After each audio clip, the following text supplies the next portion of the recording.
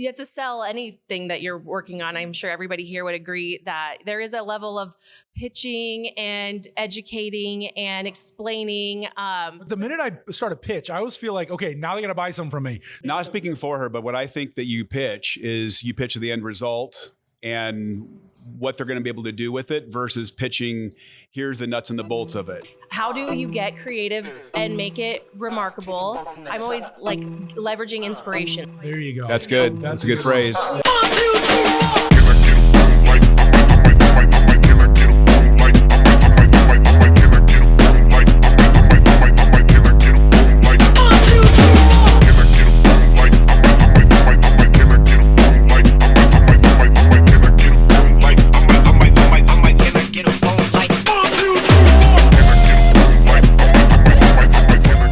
Guys, thanks. I appreciate you guys being here, and I got to thank the Via Farina people for letting us, host it here and also kind of show off this really cool new space. The idea of this podcast really is to get the community together of, there's a lot of very talented people in the Omaha, Northeast Nebraska, Lincoln area that like don't really get a ton of shine nationally. And I'm not even necessarily trying to do that, but I just want people to know that there's a lot of talent in this area, creatively, economically, from entrepreneurship to local small businesses that are really moving the economy forward. And I wanted to get, I kind of wanted to get a group of people that are, diverse in nature, but also with what they do. But we all kind of have that same sort of symbiosis. We all are kind of doing the same thing. We're all trying to find a creative way to reach an audience, in a sense, right? Because everything is really sales, but also sales are people. So you've got to get out there and you got to get people in a room. And so what I found was I was struggling with, okay, what do I do next? Like, what's my next move? How do I make the next leap so people kind of notice my work? Because I kind of blending into the background a little bit. And I thought, well, just reach out. Ask the people that are doing it, people that you admire from afar. So Simon, I've admired you from afar for a long time, like with your work in Broccoli, Omaha, and we'll get to that in a minute. But same with you, Meg, working with you a few times, just your personality and the life you bring to your events. Kori, I've known you for a few years now, but just your ability to be able to connect with people and get them to kind of like trust in what you're saying and doing, and you live it too. That's the thing. And John, you and I, man, we're like family at this point. I mean, from working 15 years ago, we started working together. Yeah. Probably John brings food to the equation, so we have like a leg down compared to John, because 100%. I know how much Chad loves food and good food. No question. That, I mean, Kori speaks that truth. Helps the cause. Kori speaks truth. But I don't think a lot of people understand that they see a certain side of the restaurant business. They don't see the side that is very, there is so much more that goes into making a successful restaurant than just putting out good food. And so we want to hear about that today, but there's also a creative way that you have to do it as well to keep people interested, to keep the eyeballs on it, to keep, it tastes good, but it also has to feel good. And so there's something to that. And so that's kind of why I wanted to bring some really cool creative people on. And that's it. I'm Chad. I'm a videographer, filmmaker, a podcast maker. And why don't you go around and just kind of introduce yourselves to each other. Meg, tell us about yourself. My name is Meg Bower. I am the Yelp Omaha Community Director, Community Manager. What is that? What do you do there? So everybody knows what Yelp is. There's a ton of Yelp users in the area, and I like to focus on our kind of super users. And we're really always trying to grow the Yelp Elite Squad. Those are our verified users who, write a lot of consistent reviews, champion local. And with the Yelp Elite Squad, I'm able to leverage that awesome group of folks into some marketing events for local businesses. We create 5-star events at a restaurant or with a business and bring people together. We kind of always, Yelp's mission is to connect our users with great local businesses. I try to do that, like boots on the ground, a few times a month with these Yelp events. They take place all over the city, and we bring together a good group of folks to kind of introduce them to a business or give them a new experience with the business they love. I always say I'm trying to curate a 5-star experience for them. And everybody usually leaves coming together. At the end of the day, our big thing is just how do we get people to have good conversation, good food, and leave feeling a little bit more fulfilled than they did walking in. And that's my goal every time I have an event is see how happy people are. And I try to do that with my personality, as you said, but also with somebody like John's, like great food and getting them to walk away like, wow, I cannot wait to come back, or go tell my friends we have to come here for brunch. I'm always trying to leave them with remarkable experience. I want to see what Yelp review Chad gets for his podcast after today. We got to put it on the site. I know, man. I had a bad review one time and I canceled the account, so it was my fault. I'll come back. Now you have a leg up, you know. John, tell us about where how you started getting into, from whether your education from the early days and then to where you ended up. Sure. So I am John Ray. I'm the chef partner of Via Farina. This is our second location here. We just opened about 9 months ago. I started cooking when I was 16 back in Fullerton, Nebraska. Small, one restaurant, 4-bar town. I didn't know culinary school was a thing. I had a counselor that had come to me and was like, you should look into this. And at that point, I had kind of decided I wasn't going to go to college at that point, not right away because I didn't know what I wanted to go for. I thought it'd be silly to go just to go spend money. So he sent for some information for me, and no backup plan. I applied to one school and I went and then it just kind of went from there. And, a couple of years later, I was at V Mertz here in town, and I've been in Omaha now for just over 20 years. I've been with Via for 8 years this month. And then just, got partnered last year. That's awesome. Yeah. Congratulations. I mean, thank you. Appreciate it. Pretty much every restaurant you just named off there, I've thoroughly enjoyed. Yeah. Long stints at M's Pub, V Mertz. Yeah, of course. Field Club was there for a while. By the way. Yeah. And V Mertz was like way back in the day. That place has changed so much. So much talent has gone through that place over the last 20 years. But yeah, and I've been very fortunate. The only disappointment I have is you picked the easiest profession of all of us. Right. Being a chef. It's so easy. 100%. Absolutely. Just kidding. We'll get to that. Kori, tell us about what Professionals Network is. And you could back up before you even did that. You can get an EN and stuff like that too. Just tell us how you got started, why you wanted to do it, all that fun stuff.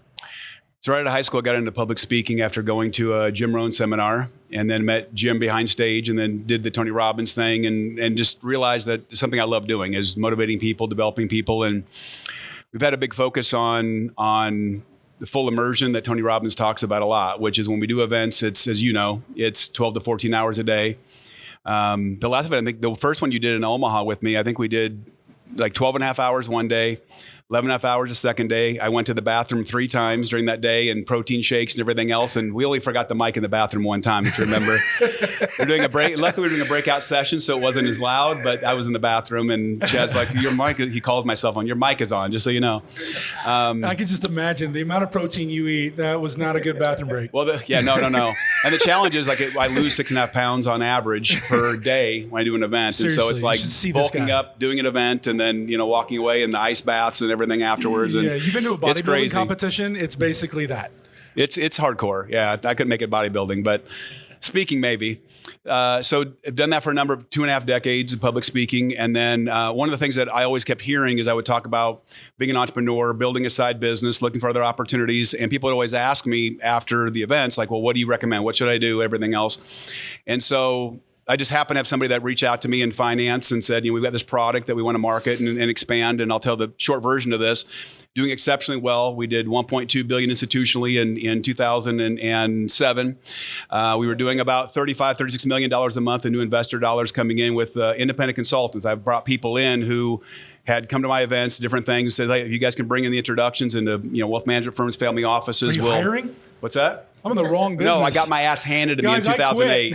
2008, I got, like most people did in finance, especially because we had a buy and hold investment. Sure. And of course, how many people want to invest their money in 4 to 7 years when you can't pull it back out during a recession?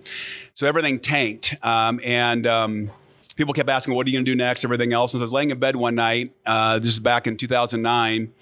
My twilight hour, people have at 2:30 in the morning. And I'm like, well, you're good at developing people, motivating people that are entrepreneurs or want to be entrepreneurs. And so what if you created a culture of environment where you could take people down any lane they wanted to sell or market, but use the personal development as the backbone. So half my time is spent on, as you know, coming to the events, is half the time is personal development, motivation, and half is here's what we're doing. Because if you don't have a big enough reason why, you'll never push through. You'll never find a way to do it. And 100%. the same thing I'm sure with your businesses is like, if you don't have a passion for it, you shouldn't do it. You know, Elon Musk in his book, I love that he's talked about if you don't love what you do enough, it's like eating glass going to work, especially running a company. You know, running people is like, you know, he's like, if you have 2 employees, it's a headache, more than 5 is an adult daycare center most of the time. And you stop believing in your in the work too. If you don't love it, you get burned out. You'll get burned out versus pushing through. Exactly, 100% right. And so what happened is one of the guys that sold for me knew a guy that was in the energy industry, which I knew nothing about. I understood deregulation, the concept from telecom days. I was involved a little bit with my call center back then.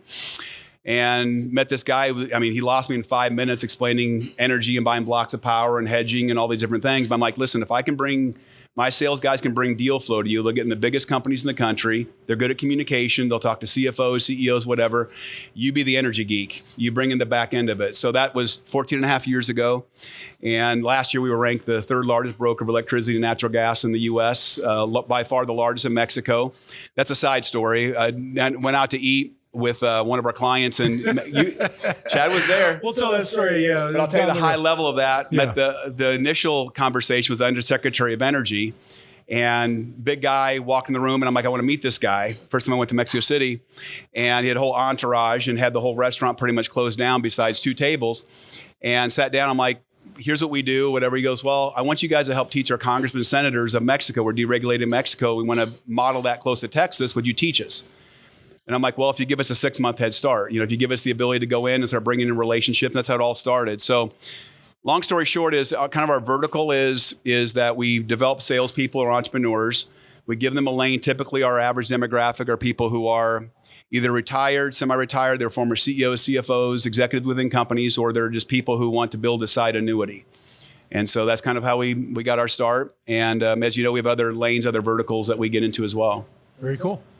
Thanks, Kori. Simon, you're quiet down there. We haven't heard from you. What's so the only thing that I really know about you is from your Instagram, because I follow a lot of the content you had. And then you started this thing, was it 2020, 21? You started Broccoli Omaha? Yeah, around that time. You can talk about that, but tell me how you got started and all that stuff. Yeah, well, my name's Simon, everybody. Good to meet you. I'm a director and producer and musician here in town, and I also run a organization, like Chad mentioned, called the Broccoli Creative Collective.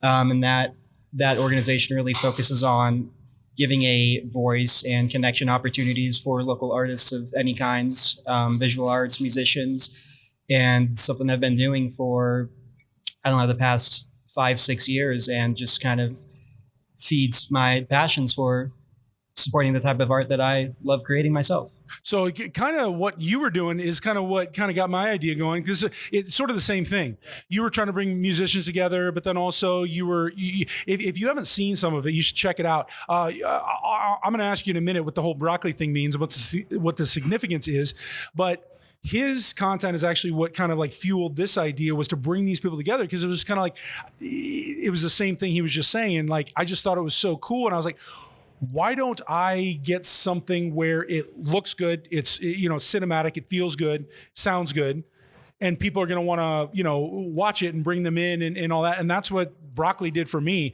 What's the significance of Broccoli? What is that all about? The name or the... Yeah, the name. What? Oh, man. The name is kind of a funny story. I guess I always tell people it has 2 meanings. The on paper meaning is, it's like we're the branches of the broccoli and we're all connected as artists and blah, blah, blah. But the real reason is I had the idea for this entity for a long time, and I couldn't stop thinking about it. And it was something I really wanted to create, but I had no idea what to call it. So I talked to my dad, who owns an ad agency here in town, and I pitched him the idea and was asking his advice on some naming ideas. And he jokingly told me that when clients would come to him and ask for a name idea, he would always jokingly say, just call it broccoli. And the idea behind that was the name doesn't matter so much. It's the identity and the meaning that you craft behind it. And I really like that sentiment. So as a kind of homage to that advice and to my dad, I went with the name broccoli. It's a dumb name, but it's also intriguing. But you remember it. But it starts, it sticks with it you. starts Yeah. a conversation. Course, I mean, yeah. that's the thing. Who It's would have like, thought of what's- Apple? Apple, exactly. You kind of hit the nail on the head there Yeah. with the whole. Yeah, that's cool. That And starts the brand has grown to, I think the name serves it well, and it's intriguing. You're like, wow, what is that? That's kind of cool. And, I'm happy that it's worked out like that. And where do you kind of see that? You do other things. I know you get hired by other small to large size companies to do marketing and content, filmmaking, things like that. Where do you see the whole broccoli thing going? Yeah, well, so like you, in this podcast, I kind of use broccoli as obviously it's something I'm very passionate about and something I enjoy doing, but it's also a additional creative outlet for me. So like you with this podcast, I think as filmmakers, we kind of need that alternative way to kind of express ourselves. And through broccoli, at least the way I do that is we host a monthly open mic that we've been doing this past year, and we provide free content for the artists at that. So we film a little portion of everybody's set. We do photography for free. We record the audio for free. And, that's as a musician myself and a director, that's something that's fairly easy for me to do. It's pretty low impact on my other work. And so it's something I enjoy doing to give back to those musicians. And it's something I wish I would have had as a musician coming up in the scene, years ago. We also have this series through the Broccoli Creative Collective called The Green Room, kind of like this podcast. And we've done one season in 2024, and that was focused on musicians. We would do a live free performance video for the artist, kind of like NPR's Tiny Desk. And as a musician myself, that's something I have really enjoyed. And then this new season is focused more on visual artists, and those are almost kind of mini documentaries on some local artists here in town, with the goal being to hopefully scale that, get proper funding for it, and take it nationally. I love it. Yeah. So ambitious stuff like that. So a lot of times filmmakers, marketing, people, videographers are working for another client. So a lot of that creativity is really going towards their passions. But what we're doing with this is an opportunity for us to do what we want to do and have the conversations we want to have without any, And we get full control. And we have full control and creative, and so it can change kind of from day to day and things like that. You try to get a base, but for the most part, that's exactly what inspired me to kind of do it. There are also ways to, or at least for me, to have some good portfolio pieces. And, the work I do with Broccoli, I think also services my directing career. And, it's all kind of working together. And it's something I really enjoy doing. Very cool. Well, I appreciate it, guys. It really means a lot to you guys and take the time out. I mean, it seems like, you're sitting down with a whole bunch of strangers and, pretty soon, you leave fast friends. So that's really the goal, is to network, obviously. And then also to, put your product out there in the world so people can see there is more to just what we serve you at the restaurant, and more than the event on the surface, and more to, there's so much that goes behind the scenes, so much work that we put in that fuels us to get us to that final point. And I think that's really important for people to kind of understand. We're people too. We have things that move us and groove us and all that stuff. And speaking of people, kind of hungry, and I think Chef John put a little something together for us. Hey, Riley, would you do us a huge favor and grab a couple dishes for us up there, and feel free to grab something yourself as well, and just throw it up here on the table. And I think John might go through a little bit of what's on the plate there. Well, whoever's taking the photos for Via Farina are doing a great job. Thank you. Madison, our front of the house manager out here at Regency, took over our social media content maybe about a year or so ago. And yeah, she's just been crushing it. It's funny. We kind of go back and forth because she does a lot of the like quirky joke stuff. And I'm like, that's not my style. Right. But well, it is interesting. I don't necessarily need my style to be what's reflected in our social media. So I think that there's probably some folks can think of brands that have good social media personality behind their restaurant or bar, and those always stick out as like, oh, I would probably have to have legal approve that caption, but glad that they can just push it out and be themselves. Block 16.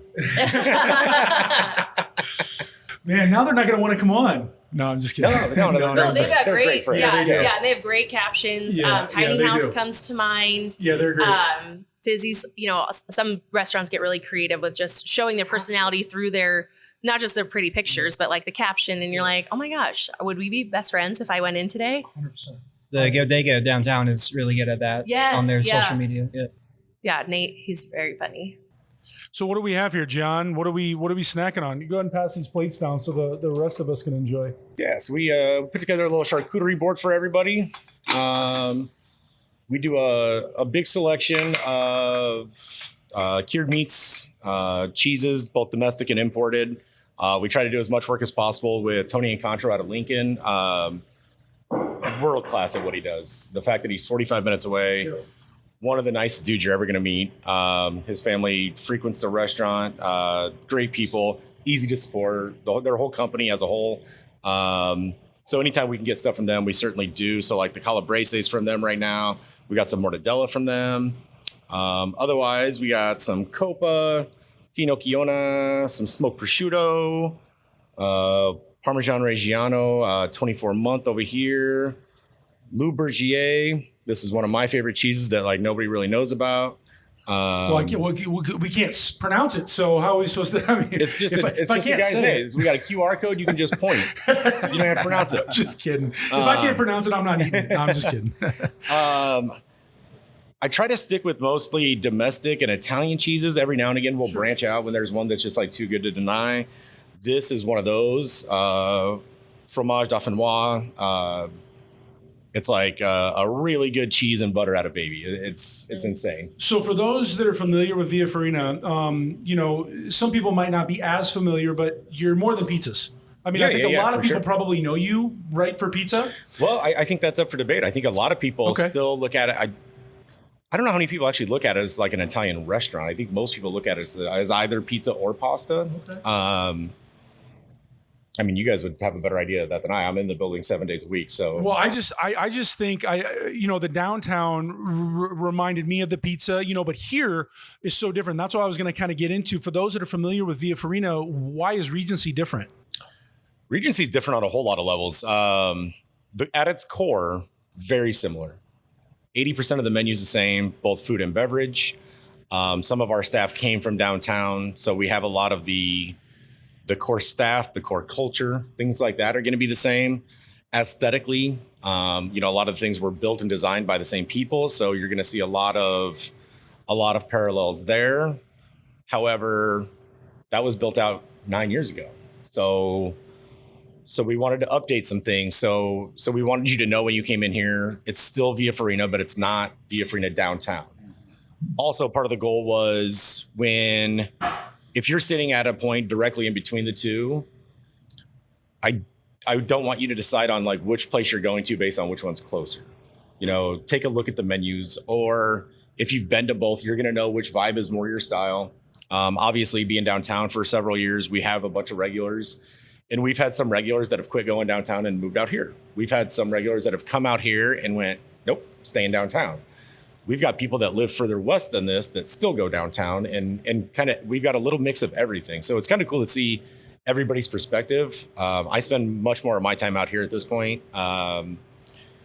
It's significantly further away from my house, so that's not ideal. But when I do go downtown to work for an evening or a day or a week or whatever, like it's great. I love it. It's still home. It's still the most comfortable restaurant I've ever been in. And I mean, knowing you for the last 15 years, it's like I've always known you as chef, and now I know you as owner. Sure. How is that kind of, you're now a business owner, you're an entrepreneur. And by the way, start digging in. Don't worry about our conversation. I'll send this down here. You guys can just start chipping away. I know we usually say ladies first, but you start with the bread on this side. And then, but yeah, while I have you, I was just thinking like, you're an owner now. We haven't really talked about this, even like on a friendship level. For sure. How like that, maybe a little bit more on the shoulders now. You know what? Honestly, I think I don't know if it got harder, honestly. Okay. I feel like I've always kind of carried myself as if that's what I was going to be doing anyways. In fact, 10 plus years ago, I can remember sitting with Ron Samuelson down at M's Pub and telling him that, I'm practicing with your money, but it's in good hands. Like I'm going to treat it just as if I would if I were the owner. 100%. And I've always done it like that. Now there's maybe a few more meetings and stuff that I have to be involved with now, but as far as the actual, 7-day work life goes, like that's really not different at this point. I cook a little bit less, but I still have very good personal relationships with almost everybody on our crew, both places. So that's one thing I've always known about you is you love your people. Yeah, absolutely. I can't do that corporate thing. It's not for me. No blanket conversations, no blanket statements. Not everybody's the same. You can't communicate with everybody the same. So I need to have very personal one-on-one relationships with everybody. That's rare, man. I've got a question for John, but also for everybody else here, which I think is the biggest component of companies that succeed in a massive way and those that don't, is how do you give people that work with you the same motivation to a degree that you have for the final end product or for the experience that maybe aren't owners, but that have the same kind of passion or belief in building up your brand? So I think for me, it's spending time with the people, finding out what makes them tick, and then nurturing that. Mm-hmm. So for example, we go to Las Vegas every year for the International Pizza Expo. It's 4 days, classes, seminars, demos, a showroom floor. Everybody in the world that's a who's who in the pizza business is there. And we've taken anywhere from 3 to 10 people every year for the last 4 years. So they all want to be part of that. They're all motivated to push. Yeah, and I think when we come back from that trip, you can tell immediately who is in and who this is still just a job for. Right. And it's okay if this is just a job. As long as you know like, that. That's yeah. it. But I want to be upfront with that. Mm-hmm. I want to know where you're at with that. And the people that want to take this to another level want to grow with us because we are certainly growing. We went from a restaurant that was honestly struggling going into COVID. COVID was the catalyst for us. COVID changed everything. COVID was the best thing that ever happened to Via Farina as a restaurant. I'm not saying even though you can make it in winter season, you can make it any season. I'm not saying COVID was a great thing, but what I'm saying is financially, it was a great thing for our restaurant. It gave us an opportunity to kind of hit the reset button, recalibrate a little bit, double down on the things that were working, get rid of the things that were not. And as a business, to be fortunate enough to get that opportunity without closing down and having to rebrand is incredible. And we took every bit of advantage of that. And, 3 years later, we get listed as a top 30 place in the country to watch for pizza.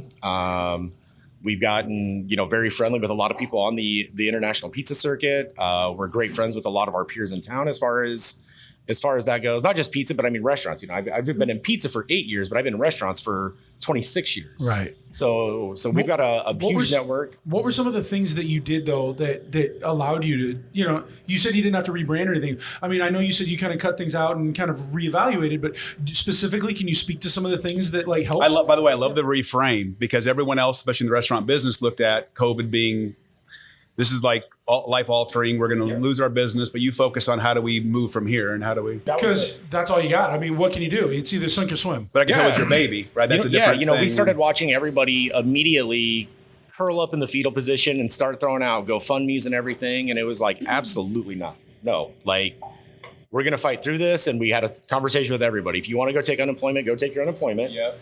When we get back to fully staffed, I'll have a job for you. But when your unemployment runs out, if I'm not back to full staff yet, I may or may not have a job for you yet. Mm-hmm. So that's up to you how you want to go about this. We did take and bake lasagnas. We did demos. We did a delivery subscription for a year where we were doing a 4-course meal for 4 people delivered to your door for $50. Damn, restart that. Oh, geez, that's cool. Well, and then looking back on it, it was like $50. Jesus Christ! But it was like at that point you weren't trying to make money. You were trying to not die. Mm-hmm. You were trying to not fail. Okay. This had nothing to do with us. And the byproduct, you got massive exposure because of it. 100%. Yeah. And then we found out that's when we really started building a really good regular clientele. That's when our pizza really went to the next level. That's when we really realized for the first time in our lives that of all the foods out there, pizza is one of the few that is COVID proof, recession proof, bulletproof, weatherproof, whatever you want to call it. Pizza's not going anywhere. Yeah. And then, and then you go through realizing all that, and then you're like, my favorite childhood food, I get to just make this for a living now. It's pretty and it's amazing. like, it's like, it kind of comes around. It's like, that's I thought you were going to open up a donut shop. That was always your dream. That was always the plan. And it's still back here a little bit. Charlie and I made donuts for years. Sure, I come into ends with them. I always was reluctant to dive into it because I knew the day that I started making them like that, I was done with that. And I was never quite ready to take that plunge. And I think finding pizza to the degree that we did, I think has at the very least delayed the donut thing, if not completely eliminated it. Well, I mean, it's you never know. But pizza was just such an organic fit. Pizza, and I keep saying pizza versus restaurant because the one thing that I constantly talk about is pizza is parallel with the restaurant business, but no question, it's separate from the restaurant business. Okay, yeah. The camaraderie, the positivity, the sharing of information, everything you love about the restaurant business is there, and most of the things that you dislike about it are gone. And it's such a positive place. I thoroughly enjoy being there. Well, you brought up, COVID and some of the challenges there and how you kind of, you took it face on. And I think that obviously benefited, everybody at this table, I think, has their own feelings about COVID. I mean, I basically started my own thing in 2019, right before it. And I thought, oh God, here we go.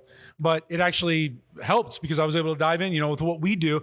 So I like to find out from Simon what you like. How did COVID? Because broccoli basically, right, came from that. Yeah, and it's funny. I actually started my kind of solo freelance business around 2019 too. So right before COVID as well.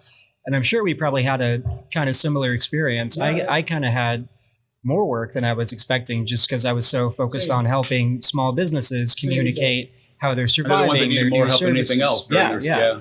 And it just opened up, a lot of opportunities in different ways to approach the content creation for my clients and for several small businesses across our city. And it just created a lot of great relationships that I still have today. Yeah, I think in a lot of ways, if you took COVID and you had an opportunity to kind of reinvent yourself like what Via did, and then also Simon and myself, I feel like things could end up well for you. It was a different way to look at it. Plus, maybe a younger generation maybe was able to tackle it maybe a little bit better than an older generation. I mean, and it just really depends on what you were. It kind of just depends on what your business was. And I was going to ask Meg too, like what was COVID like for you? Because you're dealing with all kinds of businesses, not just. So, like, do you have any, COVID, not necessarily stories, but more of like, what was that experience for you and your business? It was definitely really challenging. As it's a very corporate business. It is. Yelp corporate and our community managers, we all kind of work autonomously. While again, we have our core values, and then we are kind of left to our own devices to achieve our goals. In our city, Omaha is a completely different landscape than New York City or Chicago or Dallas.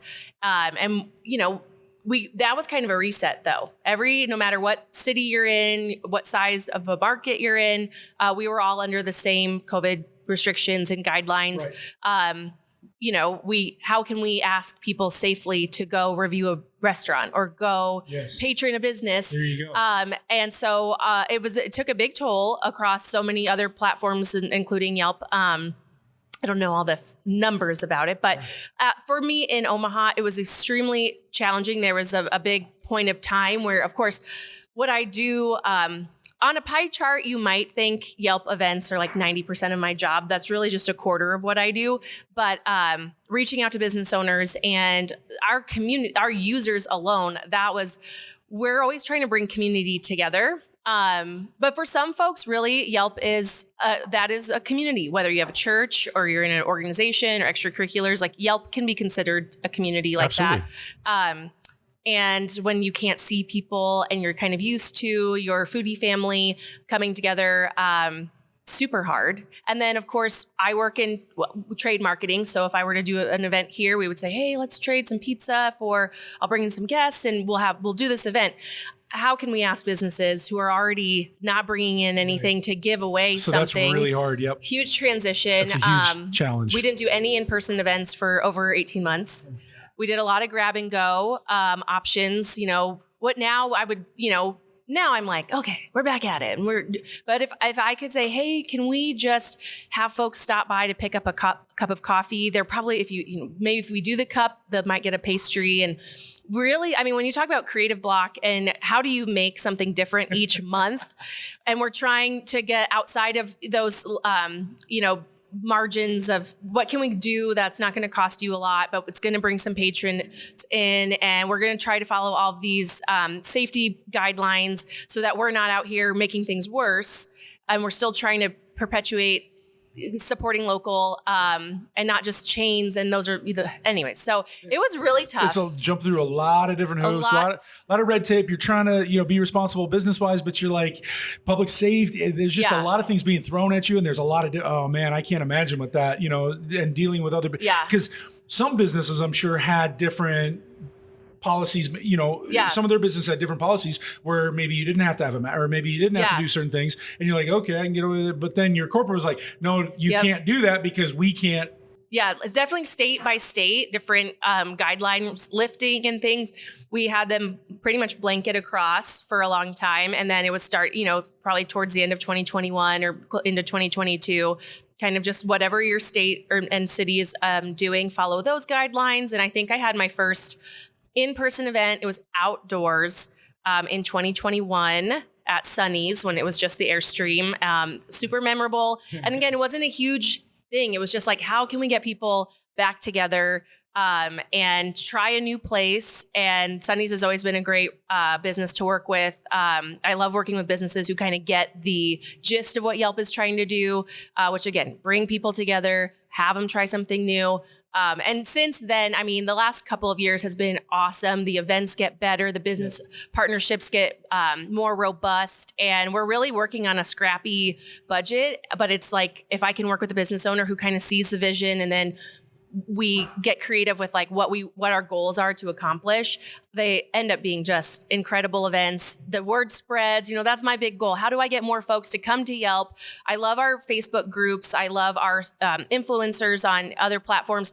But it's like Yelp is still a mainstay on a national level, and not everybody's in these groups. So how can we kind of pull every lever for you marketing wise, whether it's on Instagram or, we're always trying to get people back to Yelp. And do you find it like really hard to sort of communicate like that mission or that goal to either businesses or, the communities to keep them sort of always engaged? Because I feel like it doesn't work if they don't. Like you could do an event, right? Mm-hmm. How do you keep them coming? Like, how do you keep the event going? Because that's sort of your goal, isn't it? To keep, even though the event's over, the actual physical event, how do you keep them engaged post that? Well, for the Yelp side of things, we have, emails and reminders and share your photos and things like that. For the, hopefully, we can't put an ROI on your, like how many people are coming back. Yeah, and that's hard. It is hard, especially when it's you're hard saying, to tell people like, this is going to benefit you, but I don't know how to, I can't quantify it. I can't, at the end of the year, I do like to kind of do. Simon and I deal with some of that sometimes. Like, I know this video is going to work for you. Like this content we can do for you, but I can't really give you numbers on it because it's all how you implement it also. And I can't promise anything. I can't say, I have so many folks on the squad who use social media platforms. They'll share, they'll tag, they will post actual feed posts. I mean, I barely even post on my own personal, but these people are posting food photos on their personal Instagrams. I can't guarantee that, but I feel confident, and like, it takes a while. I'm not in sales. I don't make, I Yelp and I, or I'm employed. So I don't make money or commissions off of events. Right. I have to really know and like trust the value of these events. And also that makes me feel good though when I'm pitching a business like, But hey, also you're motivated not by you getting commission on it. You're motivated by making sure that they succeed. Yeah, there's no fees. Yeah. So sometimes that makes me feel good knowing the social media and influencer space. Like we don't charge anything. We work in trade and we hope that you feel the benefits of what we can provide. And that's what I'm always trying to do is like one business owner can maybe have, like you said, you are friends with a lot of folks. If we did an event and it didn't go well, you're like, I don't know if you should sign on to that. But most of the time it's now 6 years in, getting referrals from business owners who are like, hey, we just had a really successful event, really fun. We're bringing your actual customer to you when we do these food events. And we do outside food, but that really is, the fun food and drink events. We're bringing in what I like to call like your micro influencers. They are your like go-to foodie friend in their group, and they live in Papillion and Gretna and Bennington, and they travel all over the city to try new businesses. And they're always spreading the word of how amazing their experience was, or, they're already constructive, nice people. Omaha is a really great community of food lovers. So it's always nice when you hear people like, yeah, we got great business or great referrals. You never know who's on the squad. I always say the squad is full of everybody at different ages, wages, and stages of life. They've got maybe disposable income, or they love to, when they go out, they're going to go out big. But you never know. They could be the head of HR and they loved your spot and they're going to book you for a holiday party. Like you just never know. So it's not like a secret shopper, but it's just like an untapped market of food lovers who are going to come regardless, and we're just like curating that experience. When I think of Yelp, I do think automatically restaurant, food, bar, the whole thing. But you do more than that. Yes. Like it's not just the restaurant bar.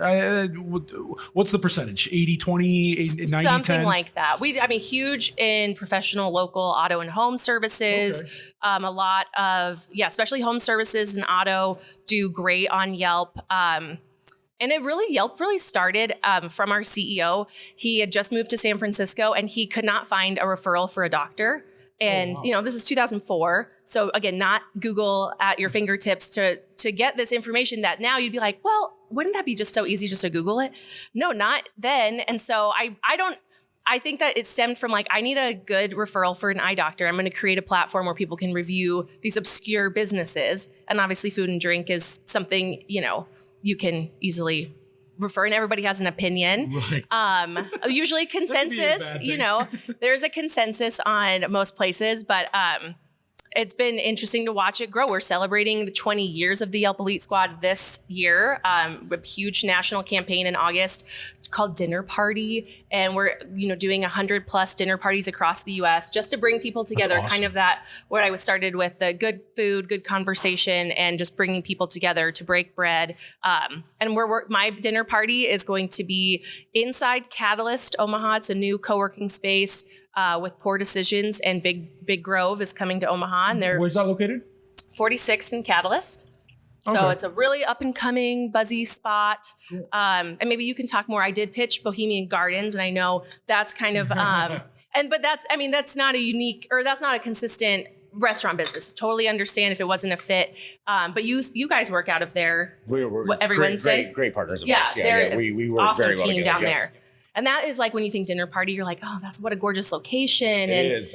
And good food, and you're having the vibes, and like that's what fills my heart with joy, is just thinking of all the memories made over dinners or meals. Anytime somebody's sick, you want to bring them food. What's the easiest way to comfort someone? It's food. That's what I try to do. Just every couple of weeks, try to have a good food, good conversation moment with community members across Omaha. I think I stole your water, so don't drink out of that. I'm sorry. Chad. We'll get you a new one. Talk about COVID. I know, right? We'll get you a new one. Sorry about that. And he licks the brim every time he does it. Thanks. We've broken bread. We've shared waters, Chad. Thanks, Nate. Yeah. But that is, I feel like you've kind of hit the nail on the head when you're talking about like you actually bring community together. I mean, that's like your business. That can be I mean, scheduling with different places and then getting the word out but you also use social media, you use video content, you use as much, and I've seen some of the stuff that you do, different reels, TikToks, things like that, to try and get people to kind of engage in that way. Have you found that, businesses that maybe have not used social media content and video production and more of creative ways, is it hard to kind of get them on board to do that? Because some people don't want to be forward facing. Like John's really good at it now, but when I first started bringing cameras in front of his face, he was like, "Get away from me!" He's like, "Give me that face." No, he's actually really, really good on camera, but he pretends like he's not. But it's not about being good. But there are some. It's about having the time and patience on that given day. But there are some businesses that I go is like, we don't want to be seen. If you want to take pictures of our food and stuff like that, that's fine. But is it hard to get people on board to be like, why am I doing this? Like, why do I need to join this thing or be a part of this community if my business works just fine? Oh, yeah. And I think you have to sell anything that you're working on. I'm sure everybody here would agree that there is a level of pitching and educating and explaining. But the minute I start a pitch, I always feel like, okay, now they're going to buy something from me. So that's the thing is like, how do you make it so it's, how do you creatively give them a reason? Not speaking for her, but what I think that you pitch is you pitch the end result and what they're going to be able to do with it versus pitching, here's the nuts and the bolts of it. You're pitching this idea of your brand awareness of. So you almost have to know their brand almost as much as they do. Like you almost have to have a vision for their brand kind of coming in then. Yeah. But that can be hard because some people don't want to be told kind of who they are. Well, like I always go into a pitch or if I wanted to reach out to a business, of course I would know information going in because I'm thinking like, wow, I've hosted, 200 plus events, 6+ years. Like, how do you get creative and make it remarkable? And I'm not competing with my coworkers, my peers. I'm always like leveraging inspiration. So if there you go. That's good. That's a good phrase. What we did in Las Vegas with a business concept like this, or what we, Yelp, you cannot beat data. We have so much data that I could say, hey, Via Farina, you guys have been popping up on our homemade pasta list for years. And this year, homemade pasta or house-made pasta is really on the rise. Trends are up. We would love to use this data and have a pasta party with you. And here's the hard data to back it up. Here's what we would do. Here's my vision. But what are you thinking? Like, do you want to show the pasta to be made? Do you want to watch a sauce skit? Maybe you want to show us how we do all these things. And we kind of put it in your court. Because again, at the end of the day, I'm not selling Via Farina. I'm just giving you an opportunity to showcase on something you might not regularly do. You probably don't have pasta making classes, but it's like, you know what? What if we tested this out? I like to say the first 15 minutes is like, let's do an event. And the next 2 hours. I think John would be down for that. Could be like consulting. Yeah, for sure. But it is fun to or you hear afterwards, well, that went a lot better than I thought it was going to. Or, wow, those people, the feedback is amazing. Or really, obviously, we bring in a photographer. Sometimes we bring in a videographer for our events to capture the moments. And every business has different goals. Like I've done events where we bring in the photographer as half of the cost for them. They're like, oh my gosh, we would love to have this place filled to the brim. You're taking pictures. We don't have to worry about anything. We did one with a hotel a few years ago, and those pictures ended up in Nebraska Life magazine. Wow. So you never know what those photos are going to turn into, but they could end up being evergreen marketing content for you. If you don't have a social media manager and we just gave you 200 photo files from an amazing photographer, you're like, hey, you know what? I just got some evergreen stuff. And now when I need a post, I've got a post. Or it's just saying you know what? We haven't tapped into this type of market or this channel, or I just like Meg. Right. We'll just do an event, you know? And that's really the part that's huge. Yeah. But it is, again, I'm always like, how can I make this good for a business so that they walk away like, all right, that was a good experience. I think Kori's going to steal that leveraging inspiration thing. I love it. No, I love that. Kori just put. I saw his eyes. I saw it start clicking. Ding. Yeah, I love phrases, and I always give you credit for the first 5 times I use it, and then it becomes mine. Yeah, right. You better something on the map. You better trademark that. You better trademark it. That's good. Simon, I kind of wanted to get you to chime in here because you mentioned your family. So is it okay if we talk about Clark Creative a little bit? So Clark Creative, if people don't know, pretty big. Are they a marketing agency? Yeah, so they're a full service marketing agency that my parents both own. So they do, we do full video production, graphic design, creative direction, branding, media placement, all of that. If you've seen any of those, like Baby Bob or those Bob for the bridge commercials, like the Visit Omaha stuff, Clark Creative, Cool. they do all the Visit Omaha stuff. Do a lot really of restaurant quality stuff with Visit Omaha. We filmed at the Via Farina downtown a few times. It's just a great group of people to work with. I love everyone I get to work with there, and we've had some pretty fun projects to be a part of. And even though you don't specifically, you're a producer on it. You produce. Yeah, I'm more stuff. a contractor, and I shoot probably 85% of their media. Right. But it's you guys do some really good work. Now, thank you. Any of those things that we were kind of talking about here, like, does that what's it like when? So now I feel like Clark Creative, or even your own Simon Clark Productions, I feel like people come to you a little bit more than necessarily you have to go to them. But in the beginning, what was that like? Sort of kind of getting businesses to buy into.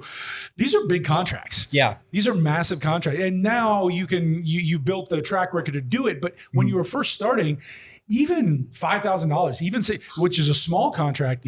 That's big for some small business. Like, how did you were able to approach these businesses and say, can you sign on the dotted line? Right. Yeah. I mean, I think, earlier we were talking about the work I do with Broccoli and the work you do like with this podcast. And a lot of people don't realize how important it is to kind of do these, portfolio pieces and show that this is the type of work I can do. This is what you can expect. And that's a great way for you to develop your skill and show it off, and also find great people to work with. When I do those pitch pieces, I tend to lean towards hiring out people who don't maybe have as much experience as we get on the bigger jobs, and be able to give them an opportunity to learn and grow, and then hopefully scale them to come on these bigger projects with me. And that's really rewarding to do. You had a question earlier about how to inspire people and motivate people. And I think you can probably relate to this, Chad, but one of the ways I like to do that on my sets is really lead by example and keep things fun. And, in film production, a lot of the enjoyment depends on who you're working with. And I'm sure you've worked hard to find these talented people here who you get along with. And the best thing that ever happened. Yeah, no. And once you find those people, the projects just start to click. And so true. Yeah. And I mean,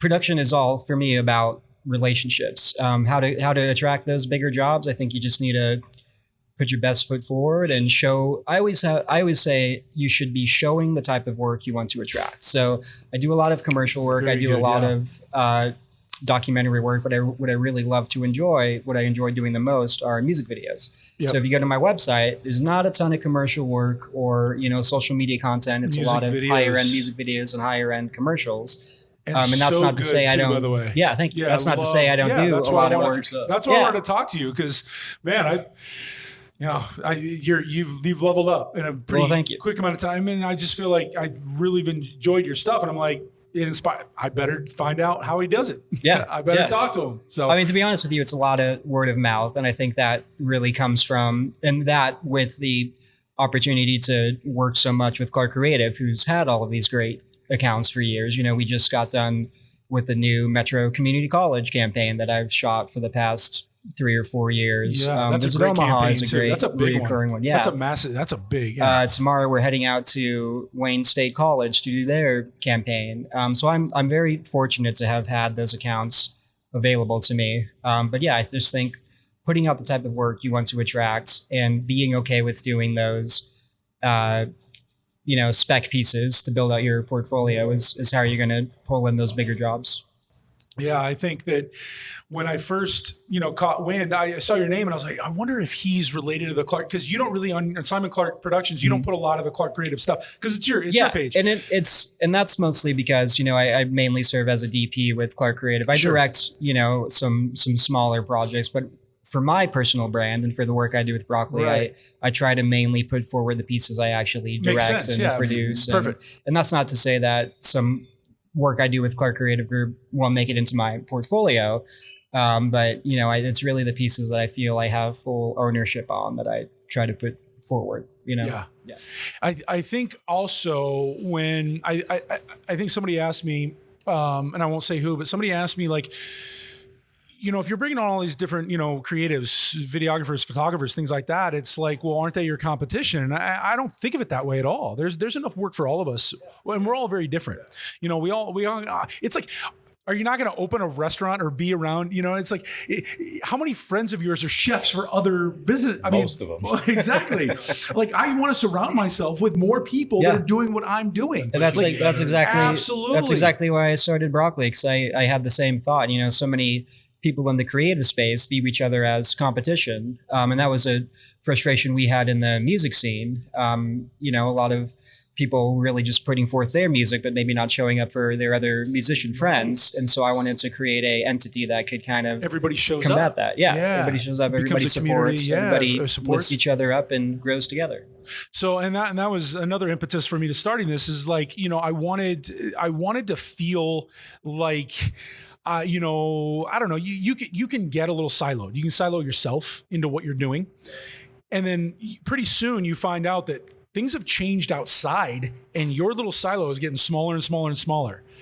And you can say that for any of the businesses that we are in. That is very true. The restaurant businesses, we know people in the restaurant business that have decided they want to stay who they are. That's fine, but things change. And if you don't, you stay in this little pocket right here. And then pretty soon that pocket gets smaller and smaller because those people grow and and then you just become a walk by or a fly by. And I think like, that's what I don't want to do. I want to expand my horizon. I want to, because I think that there's a quote, and I don't know who quoted it. Maybe somebody here will know, but it's like, jack of all trade, master of none.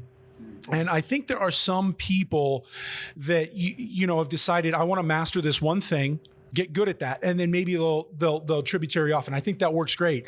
But I've always found like I've gotten to that thing and I've gotten bored with the one thing that I do well. And I got so bored of it. Maybe I didn't master it. And I like, now I'm going to go over here and so I kind of like the jack of all trade. And I know it works for some people and it doesn't work for others, but I love the restaurant business and that's kind of where I started. And that's I've got a tattoo of a restaurant on my chest because it means so much to me, but it's also at the same time, I like being able to have other people tell me their stories and their experiences and tell stories with people.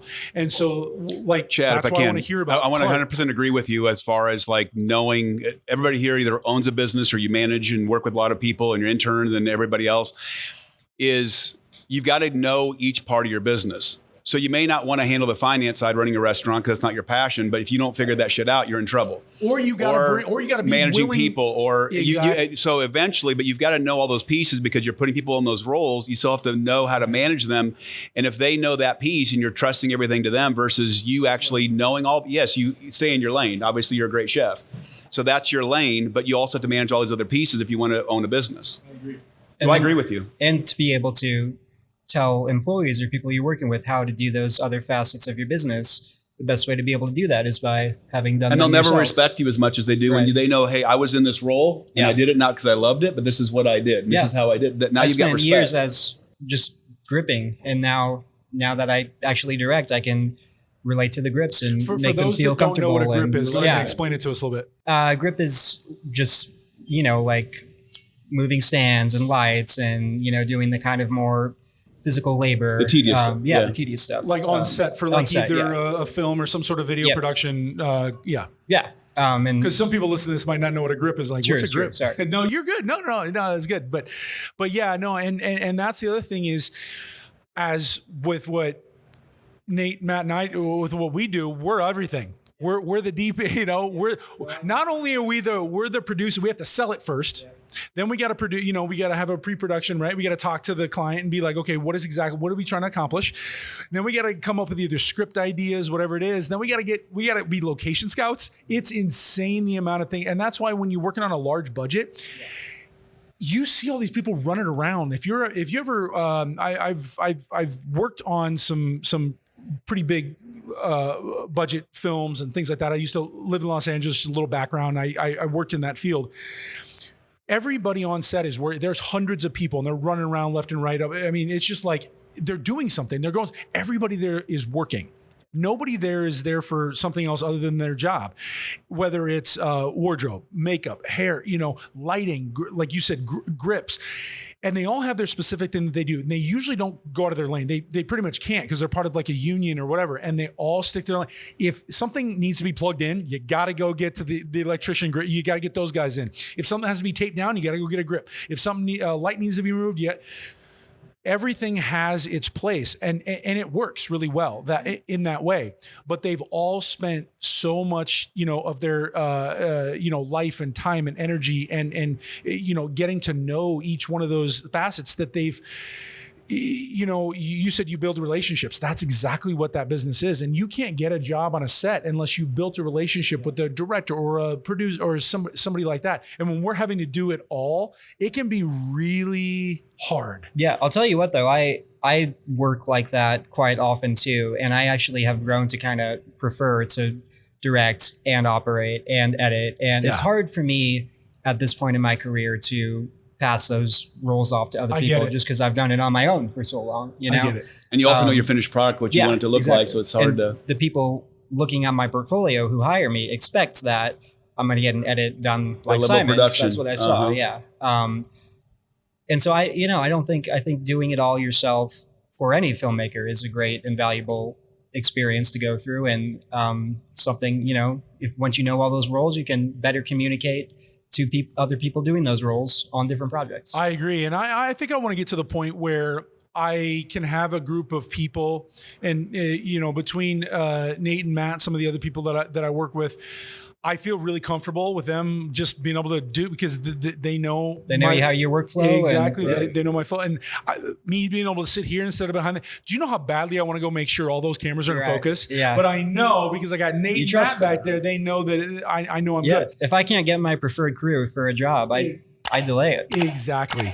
And that's really hard to do sometimes, especially for something like this. Like if I would have had to have canceled or something like this, I probably wouldn't be able to get these guys, everybody here for another month. It's so hard to get people on and so what you said there is so true, but I do want to get to the point where I feel like I've got, if I can get 2 more Nate and Matts, or we can just clone these guys, that would be great because I'd be able to get to the point where we could, I could scale. Yeah. I could get my business to a point where maybe you don't have to be there for everything. Or maybe I don't necessarily have to be, I got a 2-year-old now. And so it's like, there's a lot of things to think about. And so, I feel like, that would be amazing. And you'll find them.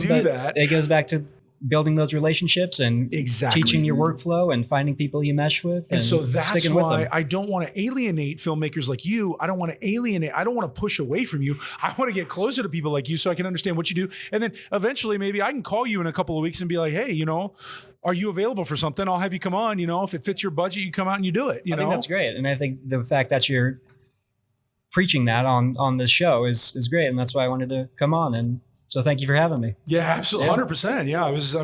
I've been kind of, so back in the day, you would, what was it called? It was, you were a social media creeper, you creep people's social media and do all that. I kind of do that to some of the people I admire, but just your work. I don't care about the rest of the stuff, but it's mostly, I went all the way down to see for your first post, all the way down to, what you do now. I wonder what that was. But that's what I'm saying is like, that's so cool. I've seen you grow. And it's the same with like Kevin, when he was on the show, I saw him from where he was to where he is now. And like to find out he's only 26 years old, he's killing it, and I mean, there's just, I kind of wish I was 10 years younger because I feel like, don't we all, right? Don't we all kind of wish what we knew then, what we know now, that whole thing.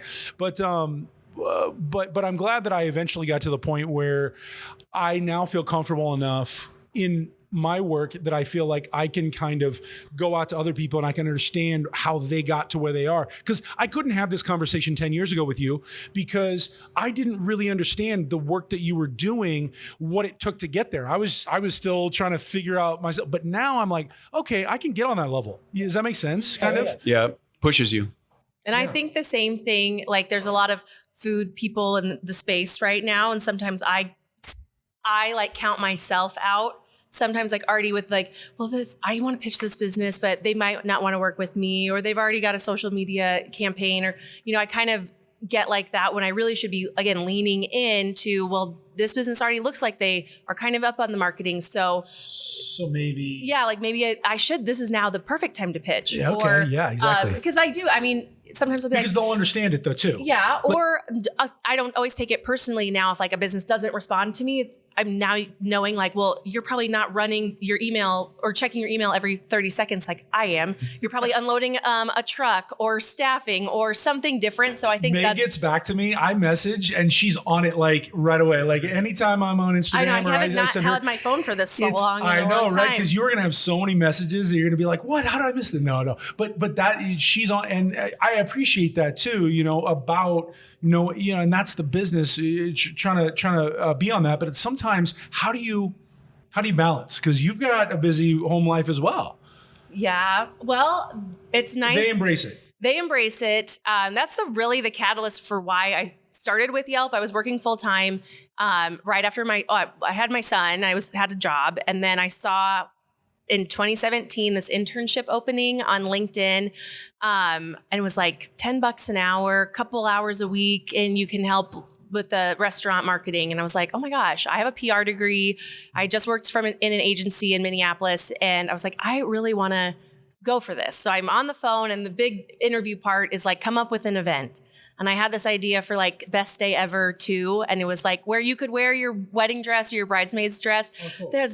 There's no place where I can wear my wedding dress right now. If anybody wants to have a wedding night and people just dress up, you pay a lot of money for those dresses just to wear once. And so that was the idea. And I was kind of like flailing in this interview because it's such an obscure job. Like how do you, as the interviewer with my interns, like, how do you explain the 100 hats we wear?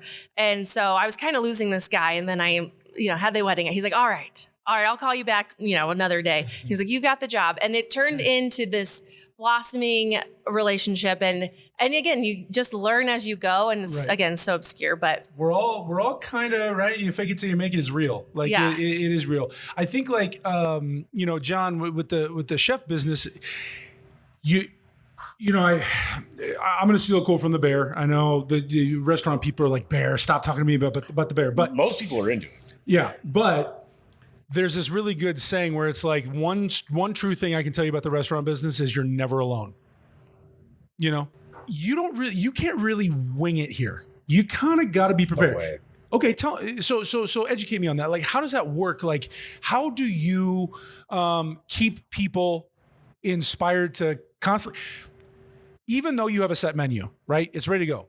You still got to be creative in the way that you inspire people. How do you how do you make that? This kind of goes back to what we were already talking about. It kind of depends on who gets inspired by what. Okay. Because everybody different voices. So, some people here are looking for their first chef position.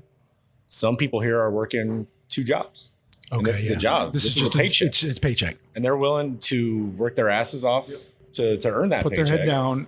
And I've seen it go different ways for different people. I've had people that this is just a paycheck and they're so insanely talented that I wish they wanted more for themselves.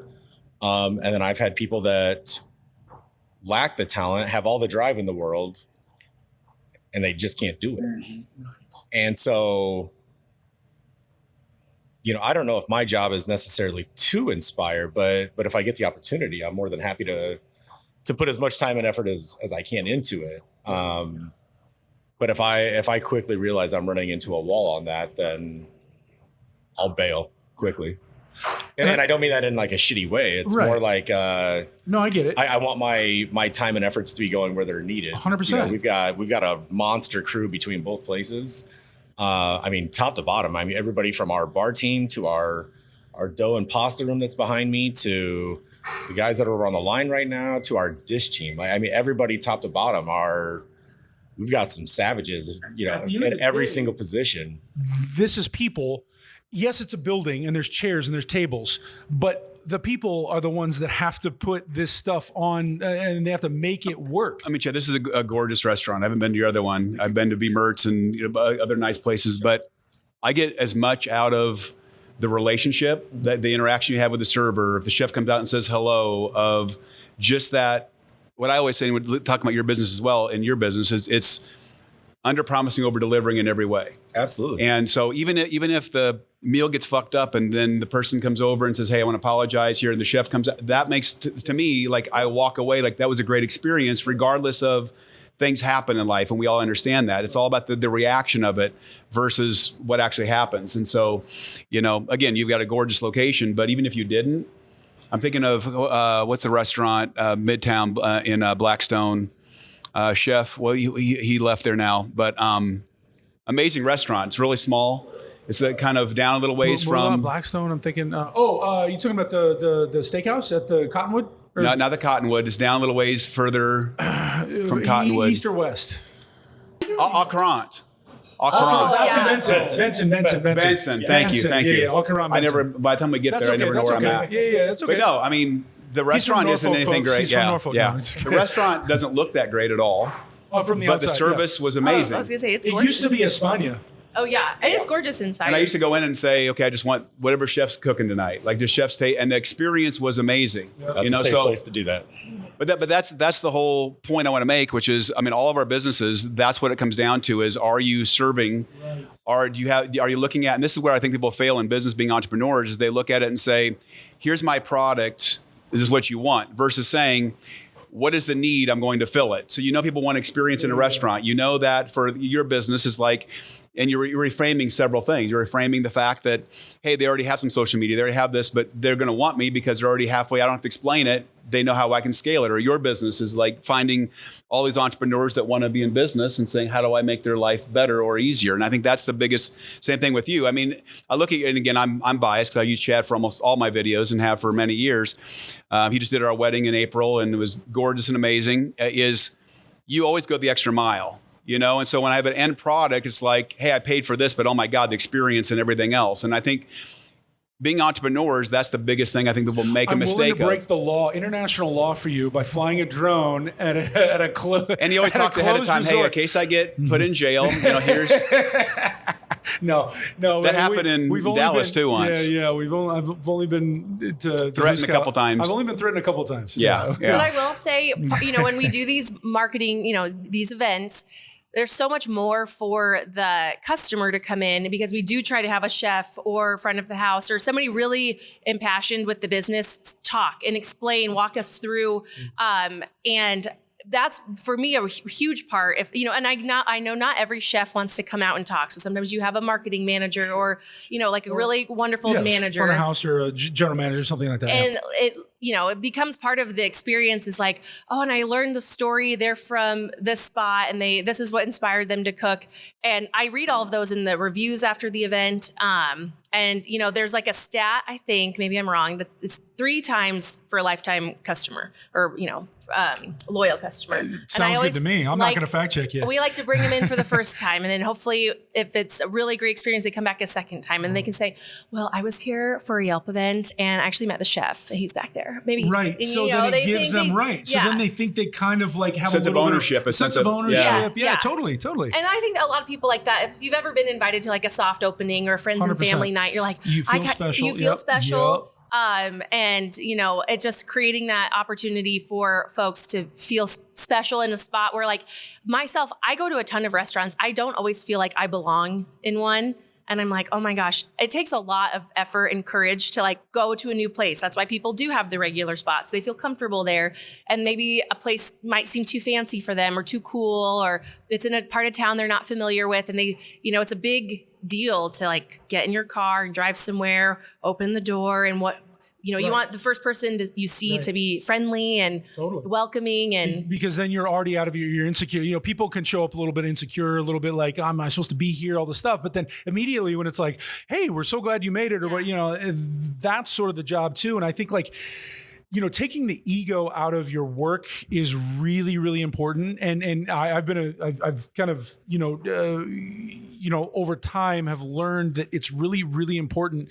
So I think Simon can speak to this as well. Depending upon the project you're working on, when you have a script, you've got a larger budget, whatever, there are marks you have to hit, and the creative, the director, the DP, all that, they're in charge and they want things to be done a certain way. That's great.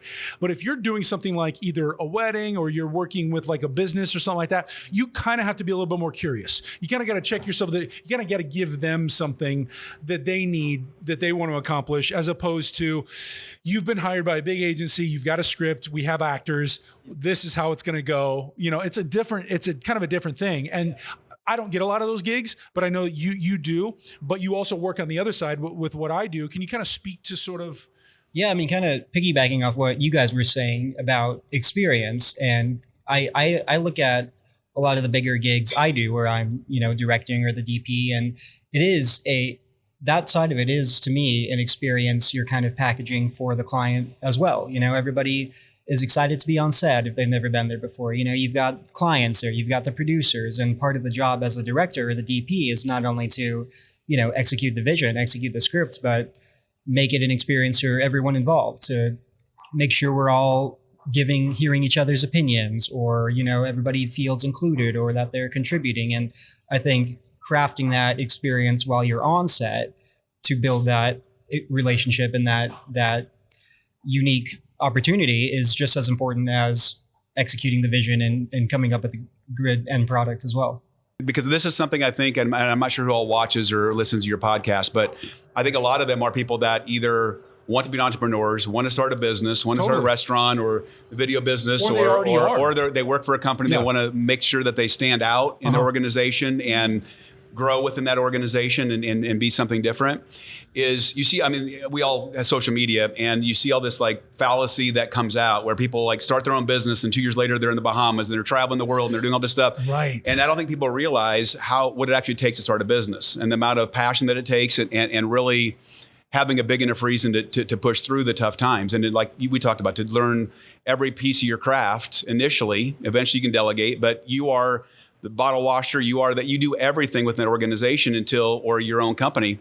Is what does it truly take to be an entrepreneur? What does it truly take? I mean, I think the stats, which you can fact check me on this, I think it's like 0.008% of companies are around 10 years later. And it's sad to see that, because people have this vision or this dream. And the problem is that they start a new business. That's their sole income. So they cut the job they had or the income stream they had. They put whatever money it takes to start a new business, 6 figures or whatever, to really launch a new business. And most companies don't really make a profit for 4 or 5 years. So how do you hold out financially to do that? So what does it truly take to be an entrepreneur is the question that I would like to pose, or for you, like standing out within an organization. Yeah, it's a great question. And I'm just thinking the listeners that I will have to watch this or listen to this will be people that want to be entrepreneurs. Well, I can tell you right now, I do not have the answer on how to be an entrepreneur. I mean, I'm still... But you are. Well, yeah. So I guess for me, I do feel that my best thing, my best trait in what I'm trying to do is to communicate with my clients, the people that I work with. It's not even my work. My work is still developing and getting better as it goes. My best thing is just the way that I'm trying to communicate with my clients and getting them to trust me that I have your best interest in heart, number one. And number two, these guys, because I want them to know that I trust them with, this, and let's go. Let's book, let's get them to sign on the dial, and then let's work our butts off for them and make sure that they hire us, next time, and let's get a retainer and let's get a thing going. And, it's working. It's not, I'm not lighting the world on fire, but I love every single time there's a brand new project. I get more and more every time. But Chad, I'll tell you what you do, and I already can tell what you do, and based on the last conversation you just had, which is, you don't just go in and say, here's the final product that I have in mind for you. What you guys do a great job of, I know you do for sure, and from listening to you, which is, what is your vision? How can I take that vision and make it a reality for you? You do the same thing with what you do, and you know what people want for an experience, and what do your customers say, and what do they say about you? I mean, it's all that kind of and being willing and being open and being, having sort of checking the ego at the door is really important too. Knowing that So Via is actually a client of mine, and I absolutely love what Maven's doing. Their whole culture here. They're very accepting. Come as you are. I mean, if you look at the uniform, they don't have a uniform really. You come as you are. You just got to wear your wear your branded apron. Don't dress like shit. And do whatever. Yeah, if you got tats, you got whatever. You got gauges, whatever it is. You be you. I love that about that, because there's so many places that want to make you what they are, but this place is who they are. Like the people is what this is. And that's what I really appreciate about the ownership of the Maven crowd, is that's what makes them successful, because their friends come here, so when they work here, their friends come here, then their friends' family, and then the people, and then the food is really good, and then the drinks are really good. And they feel like if you want to get dressed up and with all night, you want to wear the dress, you want to do the night out, you can. But if you want to dress down, and you want to wear the gauges, and you want to wear the tattoos, you can. Everybody, it works. So I love that I get an opportunity to work with people that are open to new creative ideas, and my ideas I can throw on them, they can throw them, and then we amalgamate this really cool product. And that's kind of why this has been a really good experience for me working with Maven, and Via and all the other brands that they have. Is it's kind of reinforced why I do what I do. And if I can get to the point where I can pick my clients, like I can be the one where it's like no, yes and no. And I feel like Clark Creative and some of the stuff that you do, you've gotten to the point where you can it might not fit us. Great. It's great to be able to do that. Yeah. And I would like to, get to the point where I can do that too. But so far, most of the clients that I work with and that's my goal as an entrepreneur, is to be able to get to that area and get to the point where I'm like, I can choose you, and then we can choose each other, if you will. And, before we sat down, I think we were talking about the restaurant business specifically. People see, and we talked a little bit about it, but people see the finished product. They have no idea what went into that. Some of these products had to come from a farm, from get on a truck. They had to get pulled out of a box. They had to be, you had to clean it, skin, all this stuff. You make your own pasta. Where those eggs come from? Can you give me a sense of the amount of responsibility it takes to, if you run out of a thing, now you got to change the menu a little bit. You got to, if you can't get your egg noodle, you can't make your egg, you got to make a what? How do you balance that? And then you've got to then you have to kind of teach your chefs to now make it that way, because it wasn't made like that way before. There's a lot going on that this person sitting here that's going to order that will never even know, and they might not miss a beat. That's by design. They're not supposed to know. Maybe that's an aggressive way to put it. Like, if they do know, that's okay. But if we're able to give them the same experience without them ever knowing, that's where we want to be. Yeah.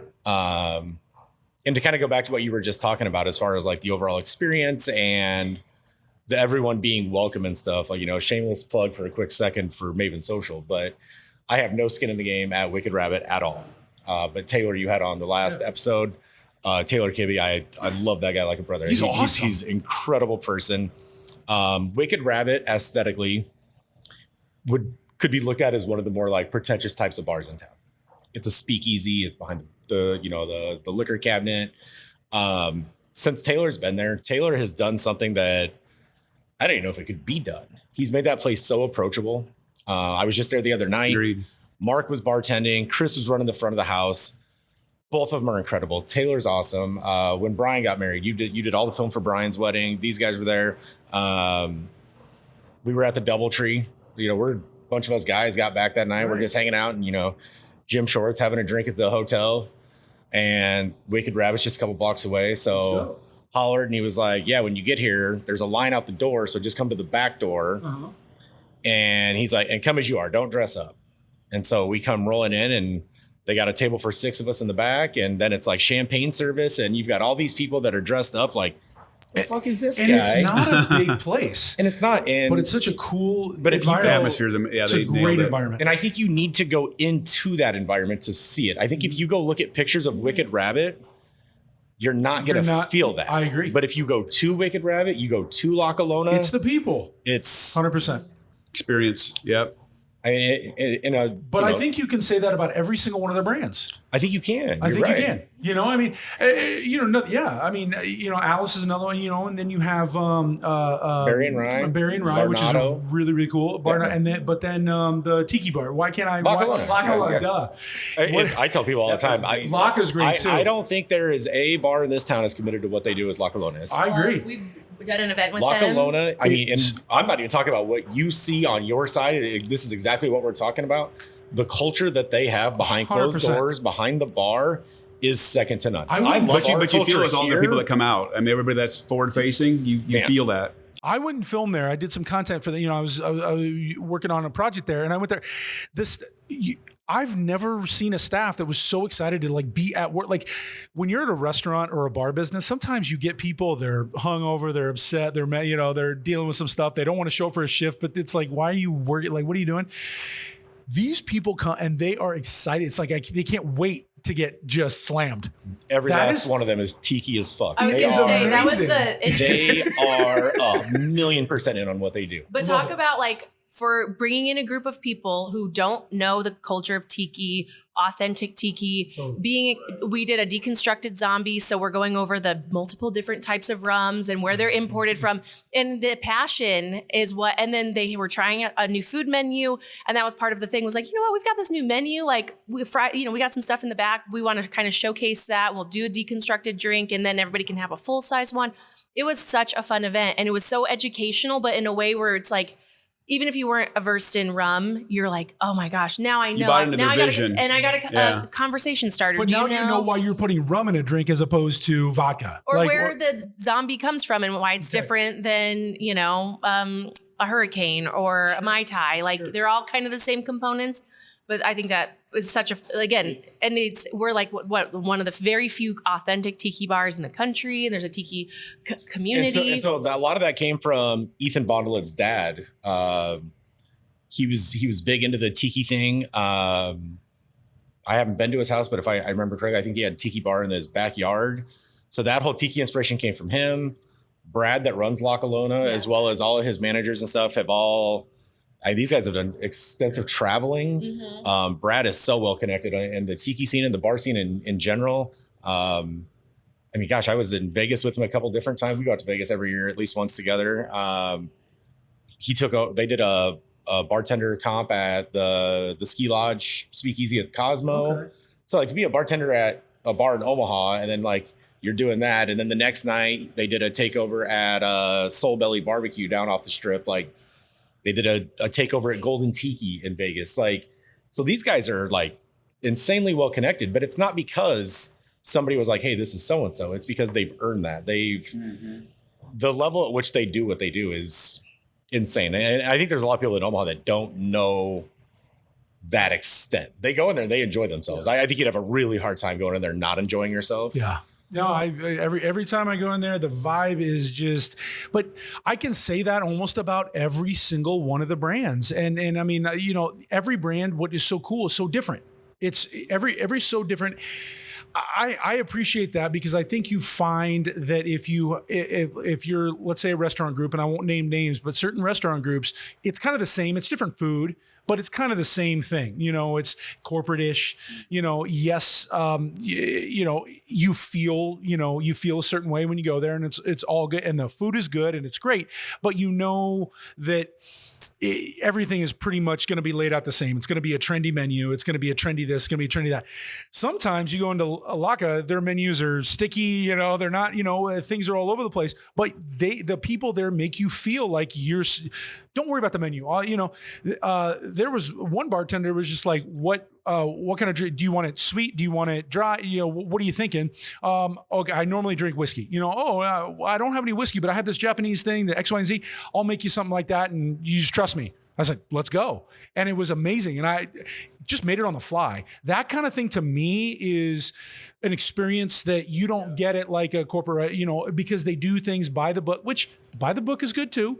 And I'm not dissing it, but I'm just saying I like the fact that every place you go can be different. And I don't need a menu. And sometimes I don't even want the menu. I want, what do you like to make? Yeah. Because I find something new, because I know the menu. I've probably had all these drinks before. And it varies from person to person because... Yeah, that's true.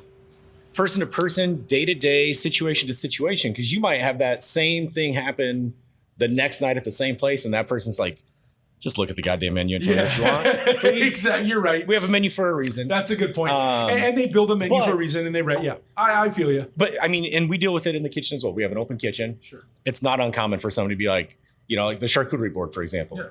The most common way it gets ordered is chef's choice. So whoever's running our charcuterie island can put whatever combination of meats and cheeses they want on there that they think are going to be complementary to one another. Mm-hmm. The chances of us nailing that to 95% of the people that come in that have no idea what most of these meats and cheeses are is greater that we're going to accomplish that. Right. So that's a really smart choice to go that route. And we'll see the same thing on the food side of everything and be like, what does the chef recommend today? The chef's not even here. But Anthony that's running pasta side tonight makes a killer spaghetti nero. So that's what I would recommend. Nice. So and it kind of depends on what your mission statement is as a company.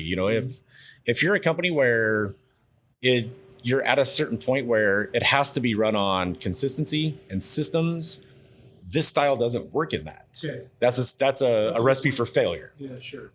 You can't have consistency and systems for that many people and still have somebody behind the bar going rogue whenever they want. You can't have that. Right. As we're here, we're kind of in the between there where we try to have a little bit of a middle ground. We're not so laid back that we're just winging it every day. Exactly. But we do have enough of a laid back approach where, one of our, craft cocktail bars, craft is in the title, right, yeah. That you can tell them, first time I ever went to Via, Jeremy Hunter was taking care of us. And it was like, what do you want to drink? And I said, I don't want bitter. I don't want floral. Take it from there. Done. Yep. And sometimes you come across a drink, you're like, well, that's my new favorite. Yeah. And so, and that's especially in our business, and this goes for all of us, I think, but you're always trying to gain the trust of somebody. When somebody first comes in, it's not unexpected that they're going to get a pepperoni pizza, a Peroni, a pasta pomodoro, a spaghetti basically. And that's a very safe play. And if you come in and you order those and that's safe, you're going to come back. I'm certain of it. Sure. Unless that price point was too much for you, sure. But you're going to come back. Good luck nowadays. It's like price points are, everybody's got a price point that's not really where people want it to be. I mean, shoot, even fast food these days is like, is almost too much. But I mean,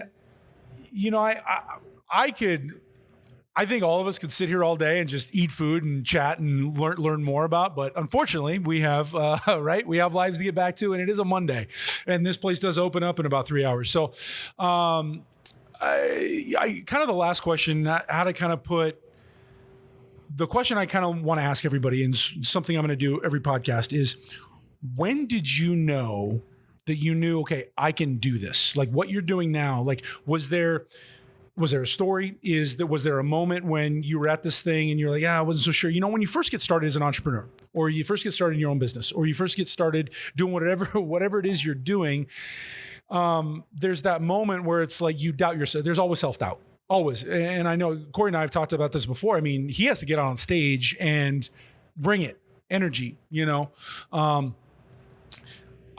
for me, there was, it took a long time. I was working with another company and working with some people that Kori and I have worked with before, and they're great. And I've learned a ton from these guys.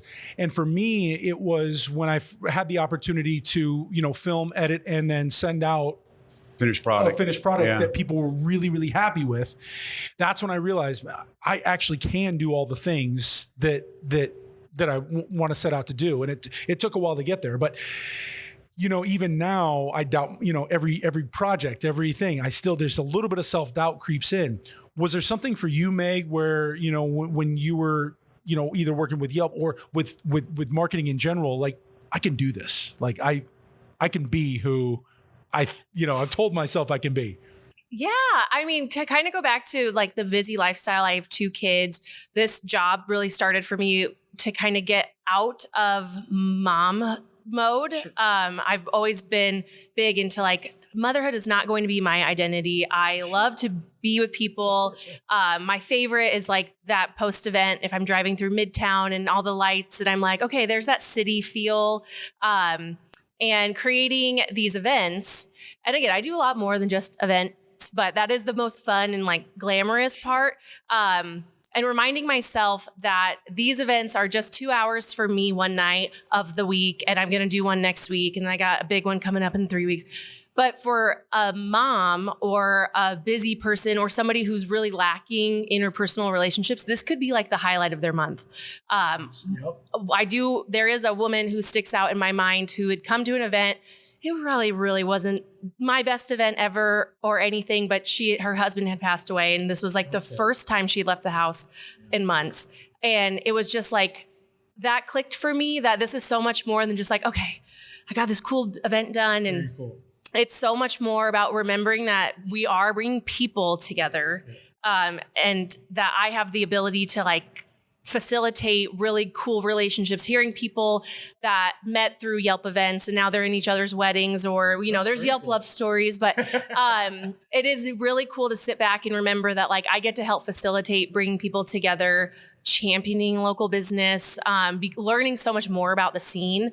And I just think that every once in a while, I mean, it's still 6 years later, a really cool feeling leaving a successful event and being like, wow, that we all, I don't work alone, but we all came together and we put on this really cool experience. And people talk about certain events for years and years, and that's so cool to be a part of somebody's life. And I get to double dip into, I love food and drink, and I love events and marketing. And then I also just like to be Meg and meet people and talk to people. And so I think that's, it clicked a long time ago. And I'm reminded every time I do an event, the why, or every time I hear a good review or, cause they review the events. So they're reviewing me and they're reviewing the experience. And sometimes I've gotten some notes back in the day, and I like to think, 0 days since the last, how can I be better? And I think, like we talked about motivation, just chasing a better version of myself, chasing a better version of Yelp Omaha, and how do we do that? And I think, again, starting with trust, build trust with people.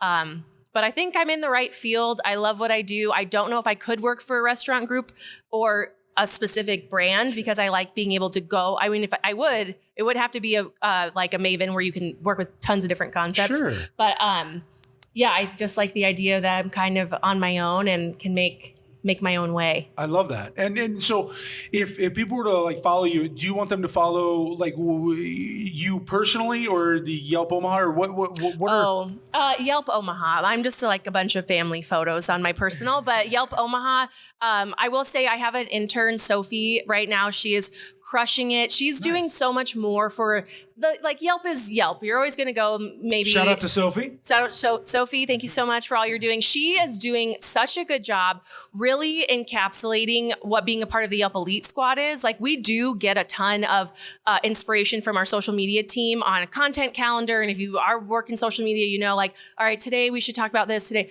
Like today, what are the odds that I just happen to schedule what to do on a rainy day this morning? But Sophie went down to Fat Putter and she got a ton of content that we just kept in our arsenal. And I said, oh, look at this weather coming up next week. We'd already had a really cool reel.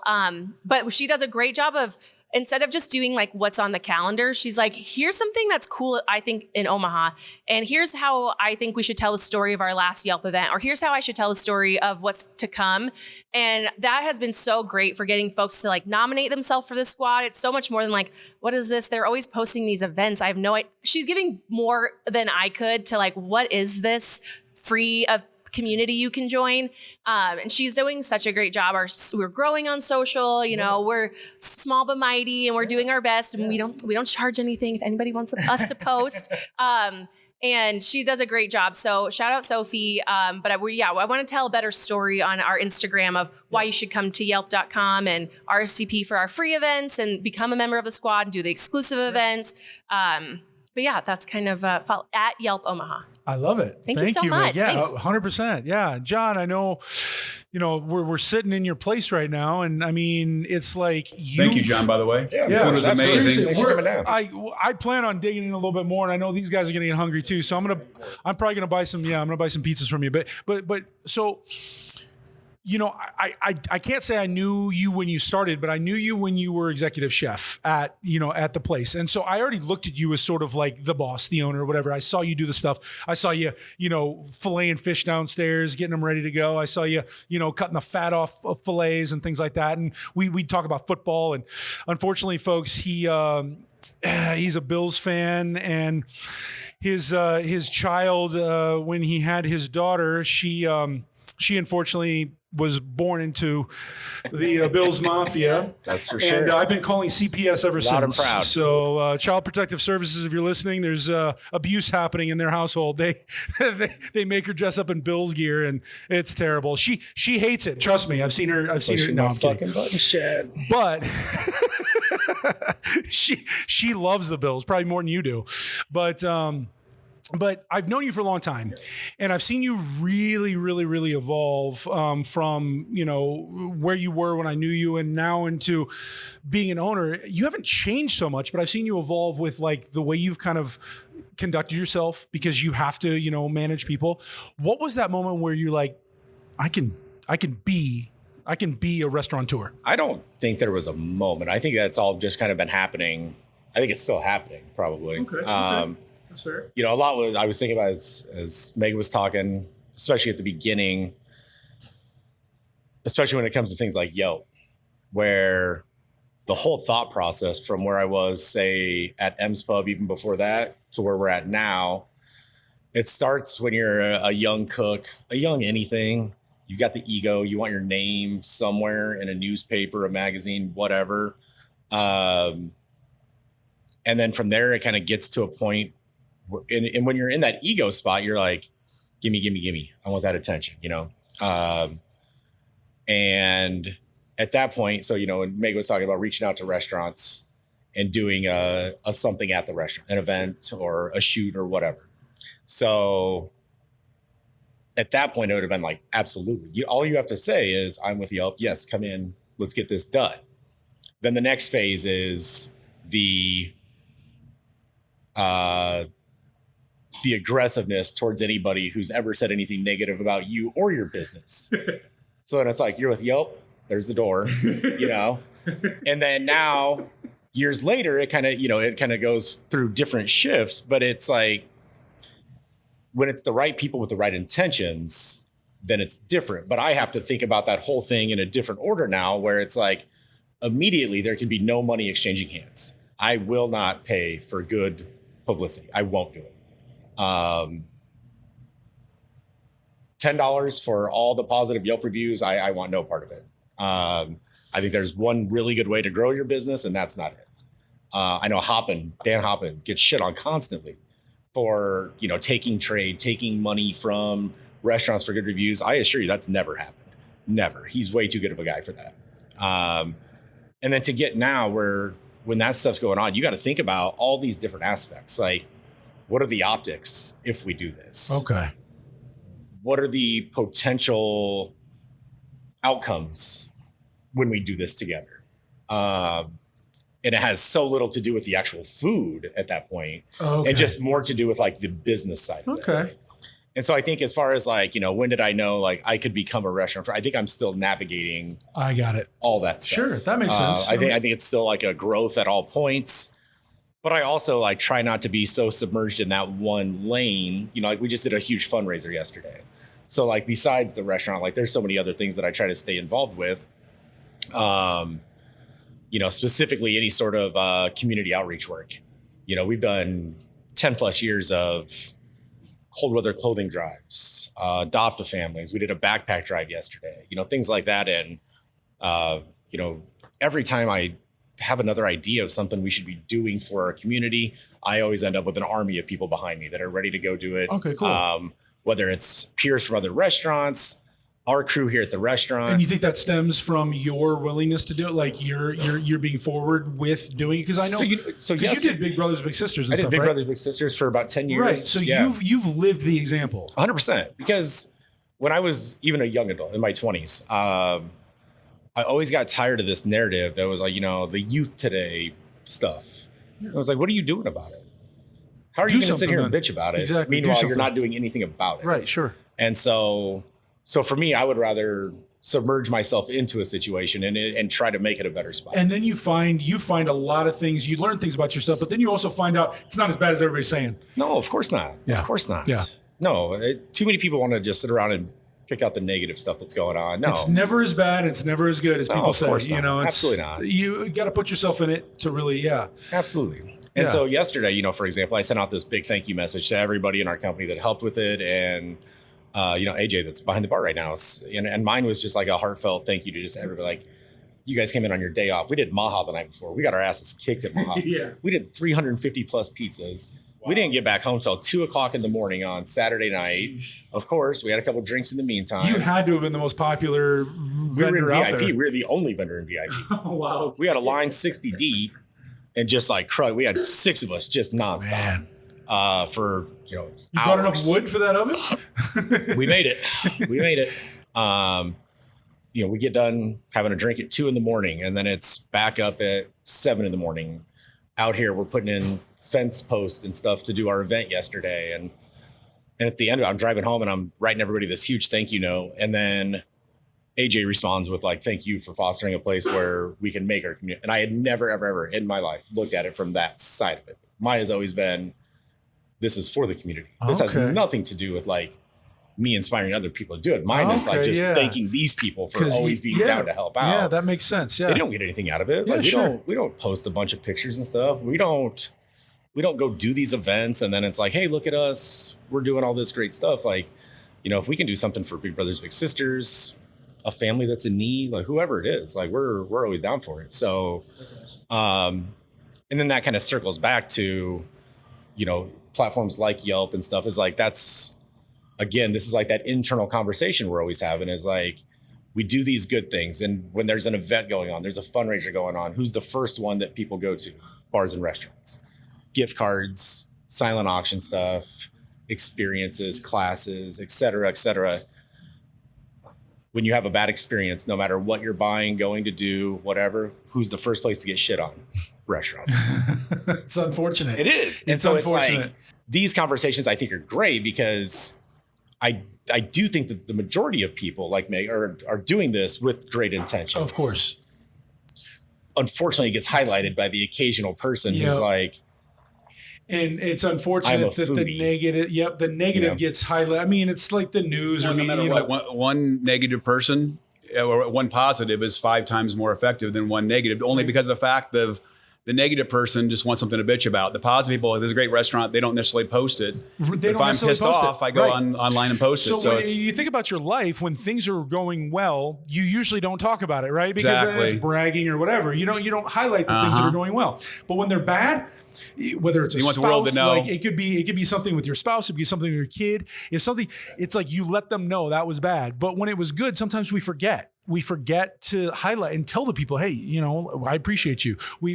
And yes, there are there's plenty of, and I see probably more positive on Yelp than I do negative for sure. But it's the one negative that that everybody is commenting on. There's like 3,000 comments on the negative one. And if you talk into it, you're fueling it, so you make it worse as far as the ratings. That's exactly how some of our media, in the social media, and that's why I wanted to do this, because I feel like if I bring people together, that we can have a real conversation, then people can understand the nuance. And nuance is not something that negative comments want, because if there's nuance, that means you're explaining, but then you have to take people's time and they have to stop and listen and read and understand it.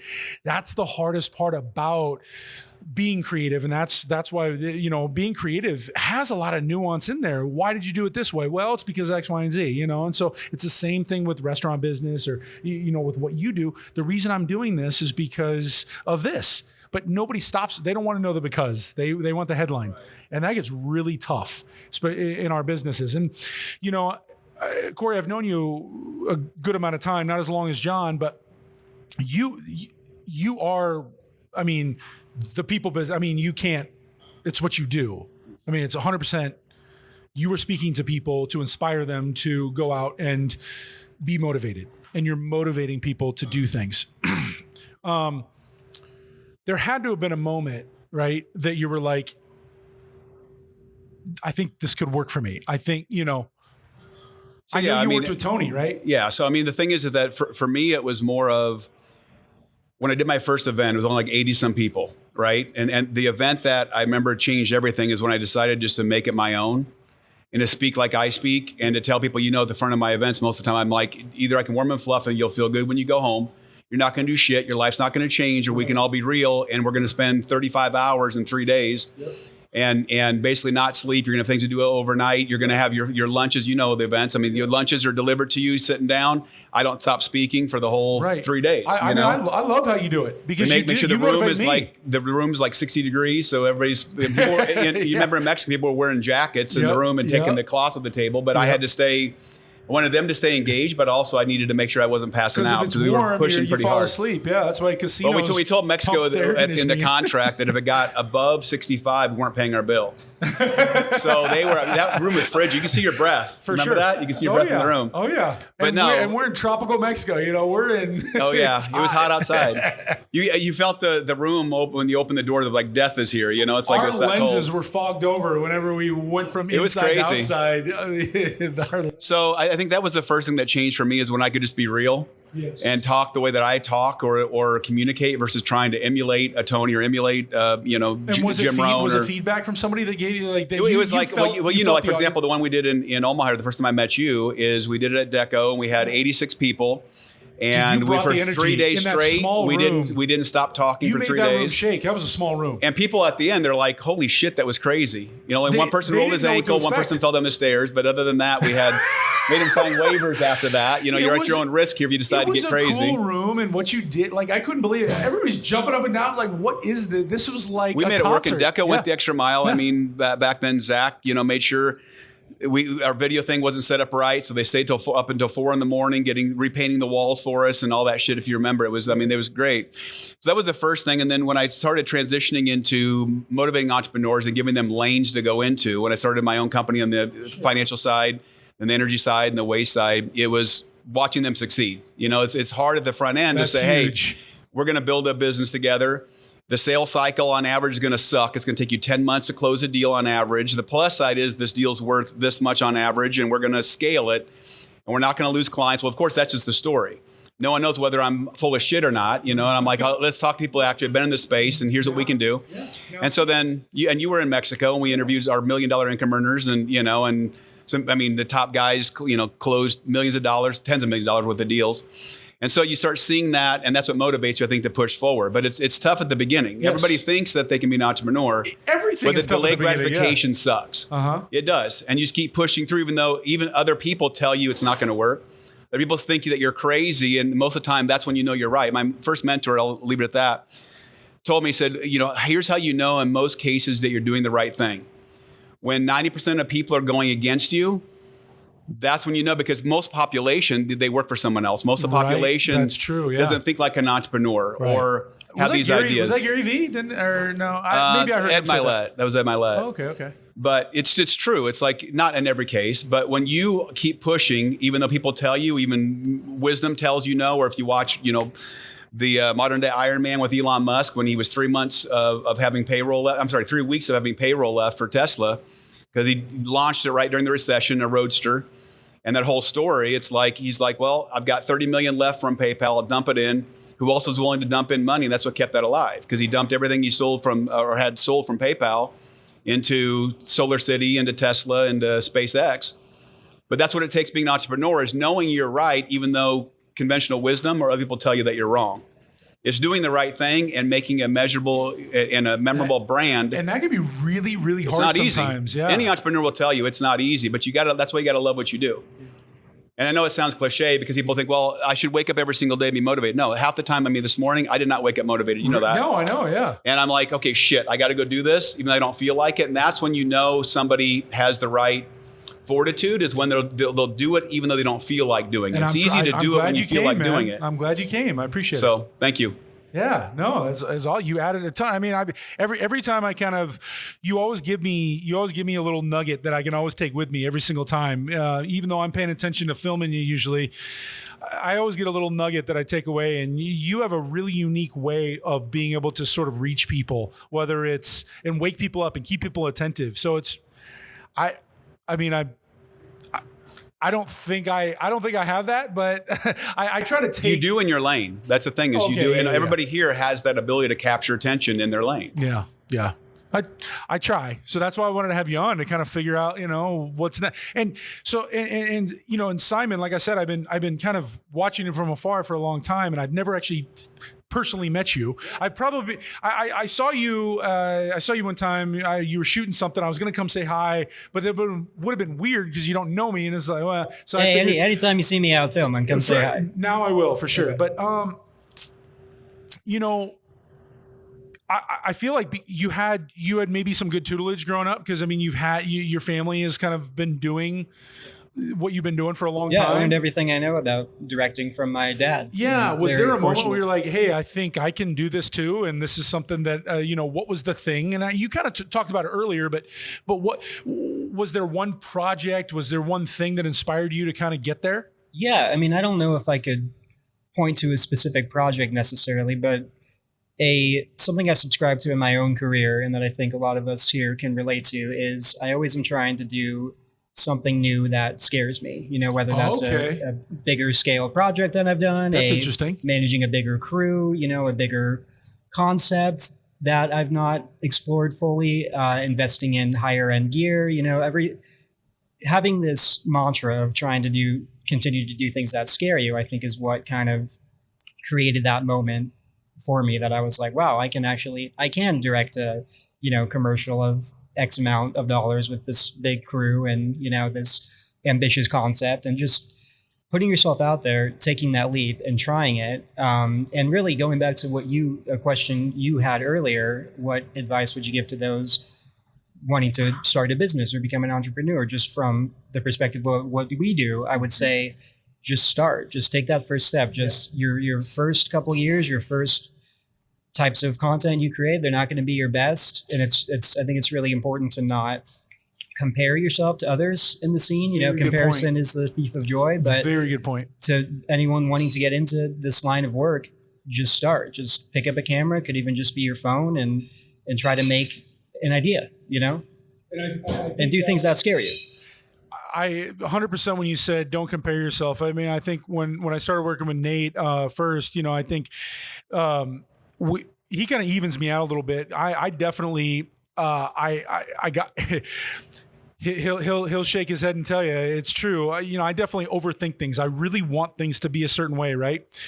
And he evens me out when it's just like, here, let's try. It was amazing. We were shooting a music video recently and there was this thing and we couldn't quite get the camera where we wanted it. He went up the stairs and he just kind of turned the camera sideways and I'm like, is that going to work? And I was kind of like nervous because like we're in there was like this fight scene in this thing and dude, I got the footage back and I was like, he was right. It worked perfect. And I think like, don't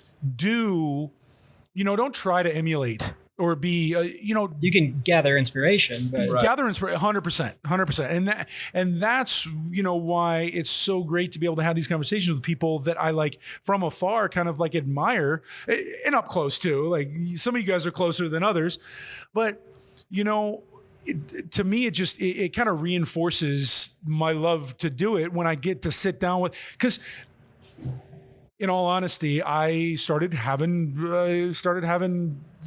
thoughts that maybe I'm not good at this. Maybe I don't want to do this anymore. Maybe I don't love it as much as I do. How do I find out if it's, real or not? Well, ask somebody, sit down with it, talk to people.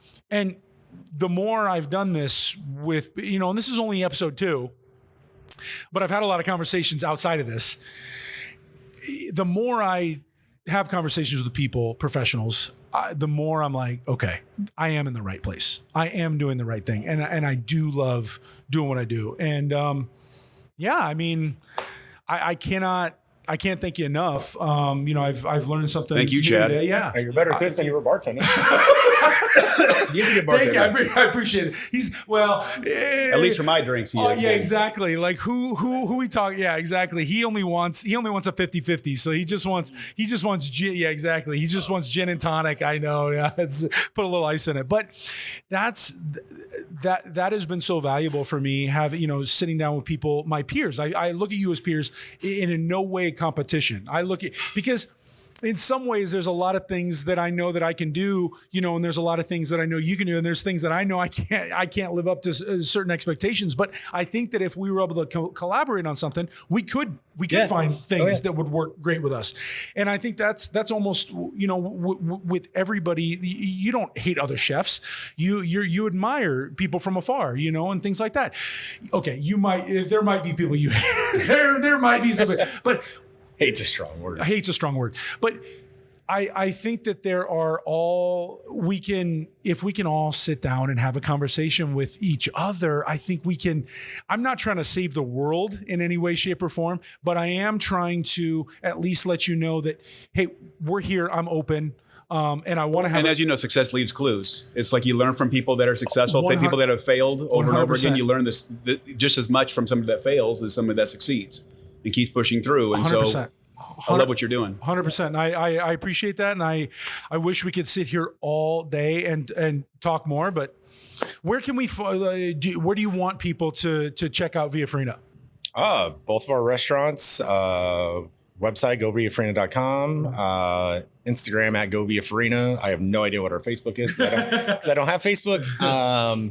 But come see both our restaurants. Our mobile pops up all over the place. We're doing tell us about your 2 to events 3 coming up, locations at least every week. We have our home away from home at the Bohemian Gardens. We do every Wednesday night. We just did Maha last week. We'll be at Pinnacle Bank tournament this weekend. August kind of rounds out the busiest time for the mobile, and then after that, I think once we get into the fall, I think we will be settled in for about a year now, and now I think it'll be time to start having some fun stuff going on, classes. Like we've already talked about doing some pizza classes, pasta classes, maybe some craft cocktail classes, just stuff to keep people engaged, especially in the wintertime. People I don't personally, but I know a lot of people talk about getting the seasonal depression and seasonal blues and stuff. And if we can get people out and have some fun, in our slower time, we eliminate the patio. That's a pretty significant amount of people gone. So not even on the financial side of it, just more so to keep people engaged, give somebody a fun outlet, go do something that you can't always do. And if we can figure out a way to roll kids into it even more so, then all the better. A parent and kid pizza class or something would be more my speed. But I love that. That's a great. So just pay attention to social media. We got our pizza class coming up still at Bohemian Gardens. We had to postpone it because of the weather, but date to be determined. Cool. So, check it out. Anything with the big Yelp events? I know you mentioned it earlier about some things coming up. Was there anything you wanted to real quick get out there that's coming up specifically on a date? Yeah, like I said, in September, we are doing our dinner party. It's open to the community. It's limited seating, but we are doing kind of a dinner party to showcase a wine company, Poor Decisions, and Big Grove Brewery and Tap Room is opening soon at the Catalyst. And so we're kind of getting a sneak peek from their chef, small bites. But again, bringing community members together, even if you've never attended a Yelp event. And that's in September 18th. It is already posted on yelp.com/events. And then for all of our Yelp Elite events, you got to become a Yelp Elite. And those are posted on the private calendar. Get in there. You might find something good for you. What's going on with the Professionals Network? Do you want to talk about that or EN or? I'll give you my social media, which is really easy. It's KoriLee.com. So KoriLee.com. It's my parents' fault. Girl spelling. No one ever gets it right. But it'll link all my Facebook, Instagram, YouTube, all my different social media together. And you can see a promo video that you guys did for me on there as well. So Nothing really externally outside of the group. We have some stuff that'll be coming up internally within our organization, but I don't really have anything scheduled as far as outside public events for a while, kind of focusing internally more. So Good. Awesome. Anything going on with Broccoli or anything you want to announce? Yeah. You can, if you'd like to follow my entity, Broccoli Creative Collective, our Instagram is Broccoli Omaha. You can find the link in our bio to our documentary series, our artist documentary series, to our live performance music videos, and to our website where you can submit your creative artwork for free that will then publish on our page and to our following. If you want to see my work, you can go to my Instagram at Simon_M_Clark or my website, Simon Clark. Yeah. SimonClark.productions. And I don't know when this episode is going to be coming out, but the next Broccoli Creative Open Mic will be August 21st. I think that's Thursday in a couple weeks here. So it'll be out before that. Okay, cool. Yeah. So we do those every month. Probably before the end of this week. Yeah. Oh wow! Dang, you guys knock these out quick. Well, I'm going to try because I can only film them when I can film them. It's hard to get people. It's another reason why I've got to give so much thanks to Maven for Via Farina for letting us host here. Because honestly, it's like the other idea that I don't think I mentioned was the concept of this is to film it in a different local business. I love that idea. So her first one was at Alice, which is another Maven. I feel like, but they've been pretty open to letting me do it. So it's been pretty great. And the next one's actually going to be at Culture House down in which is a really, really cool art collective down in North Omaha. And they've done a great job. There's so many cool events going on there. But that's the other concept of this thing is that like the more local and grassroots that I think that it can be, I think the more real I can keep it. I'd love to have a studio where I don't have to move cameras or lights or any of that stuff. It makes it a little harder, but I think it actually makes for a little bit more of an organic feel too for people so John can be in his element and talk about this place and we can actually be here, taste the food, see the place. And then when we're at Culture, we can talk about the different things that are happening and they can actually see the art on the wall, and the same thing if we go to another person's business, we get to see them in their element. It's just really cool. So that's the concept is to keep local in our thoughts and make sure we grow together. Awesome. Love it. All right, guys. Thank Thanks you, a lot. I Chad. appreciate it. Thank you, guys.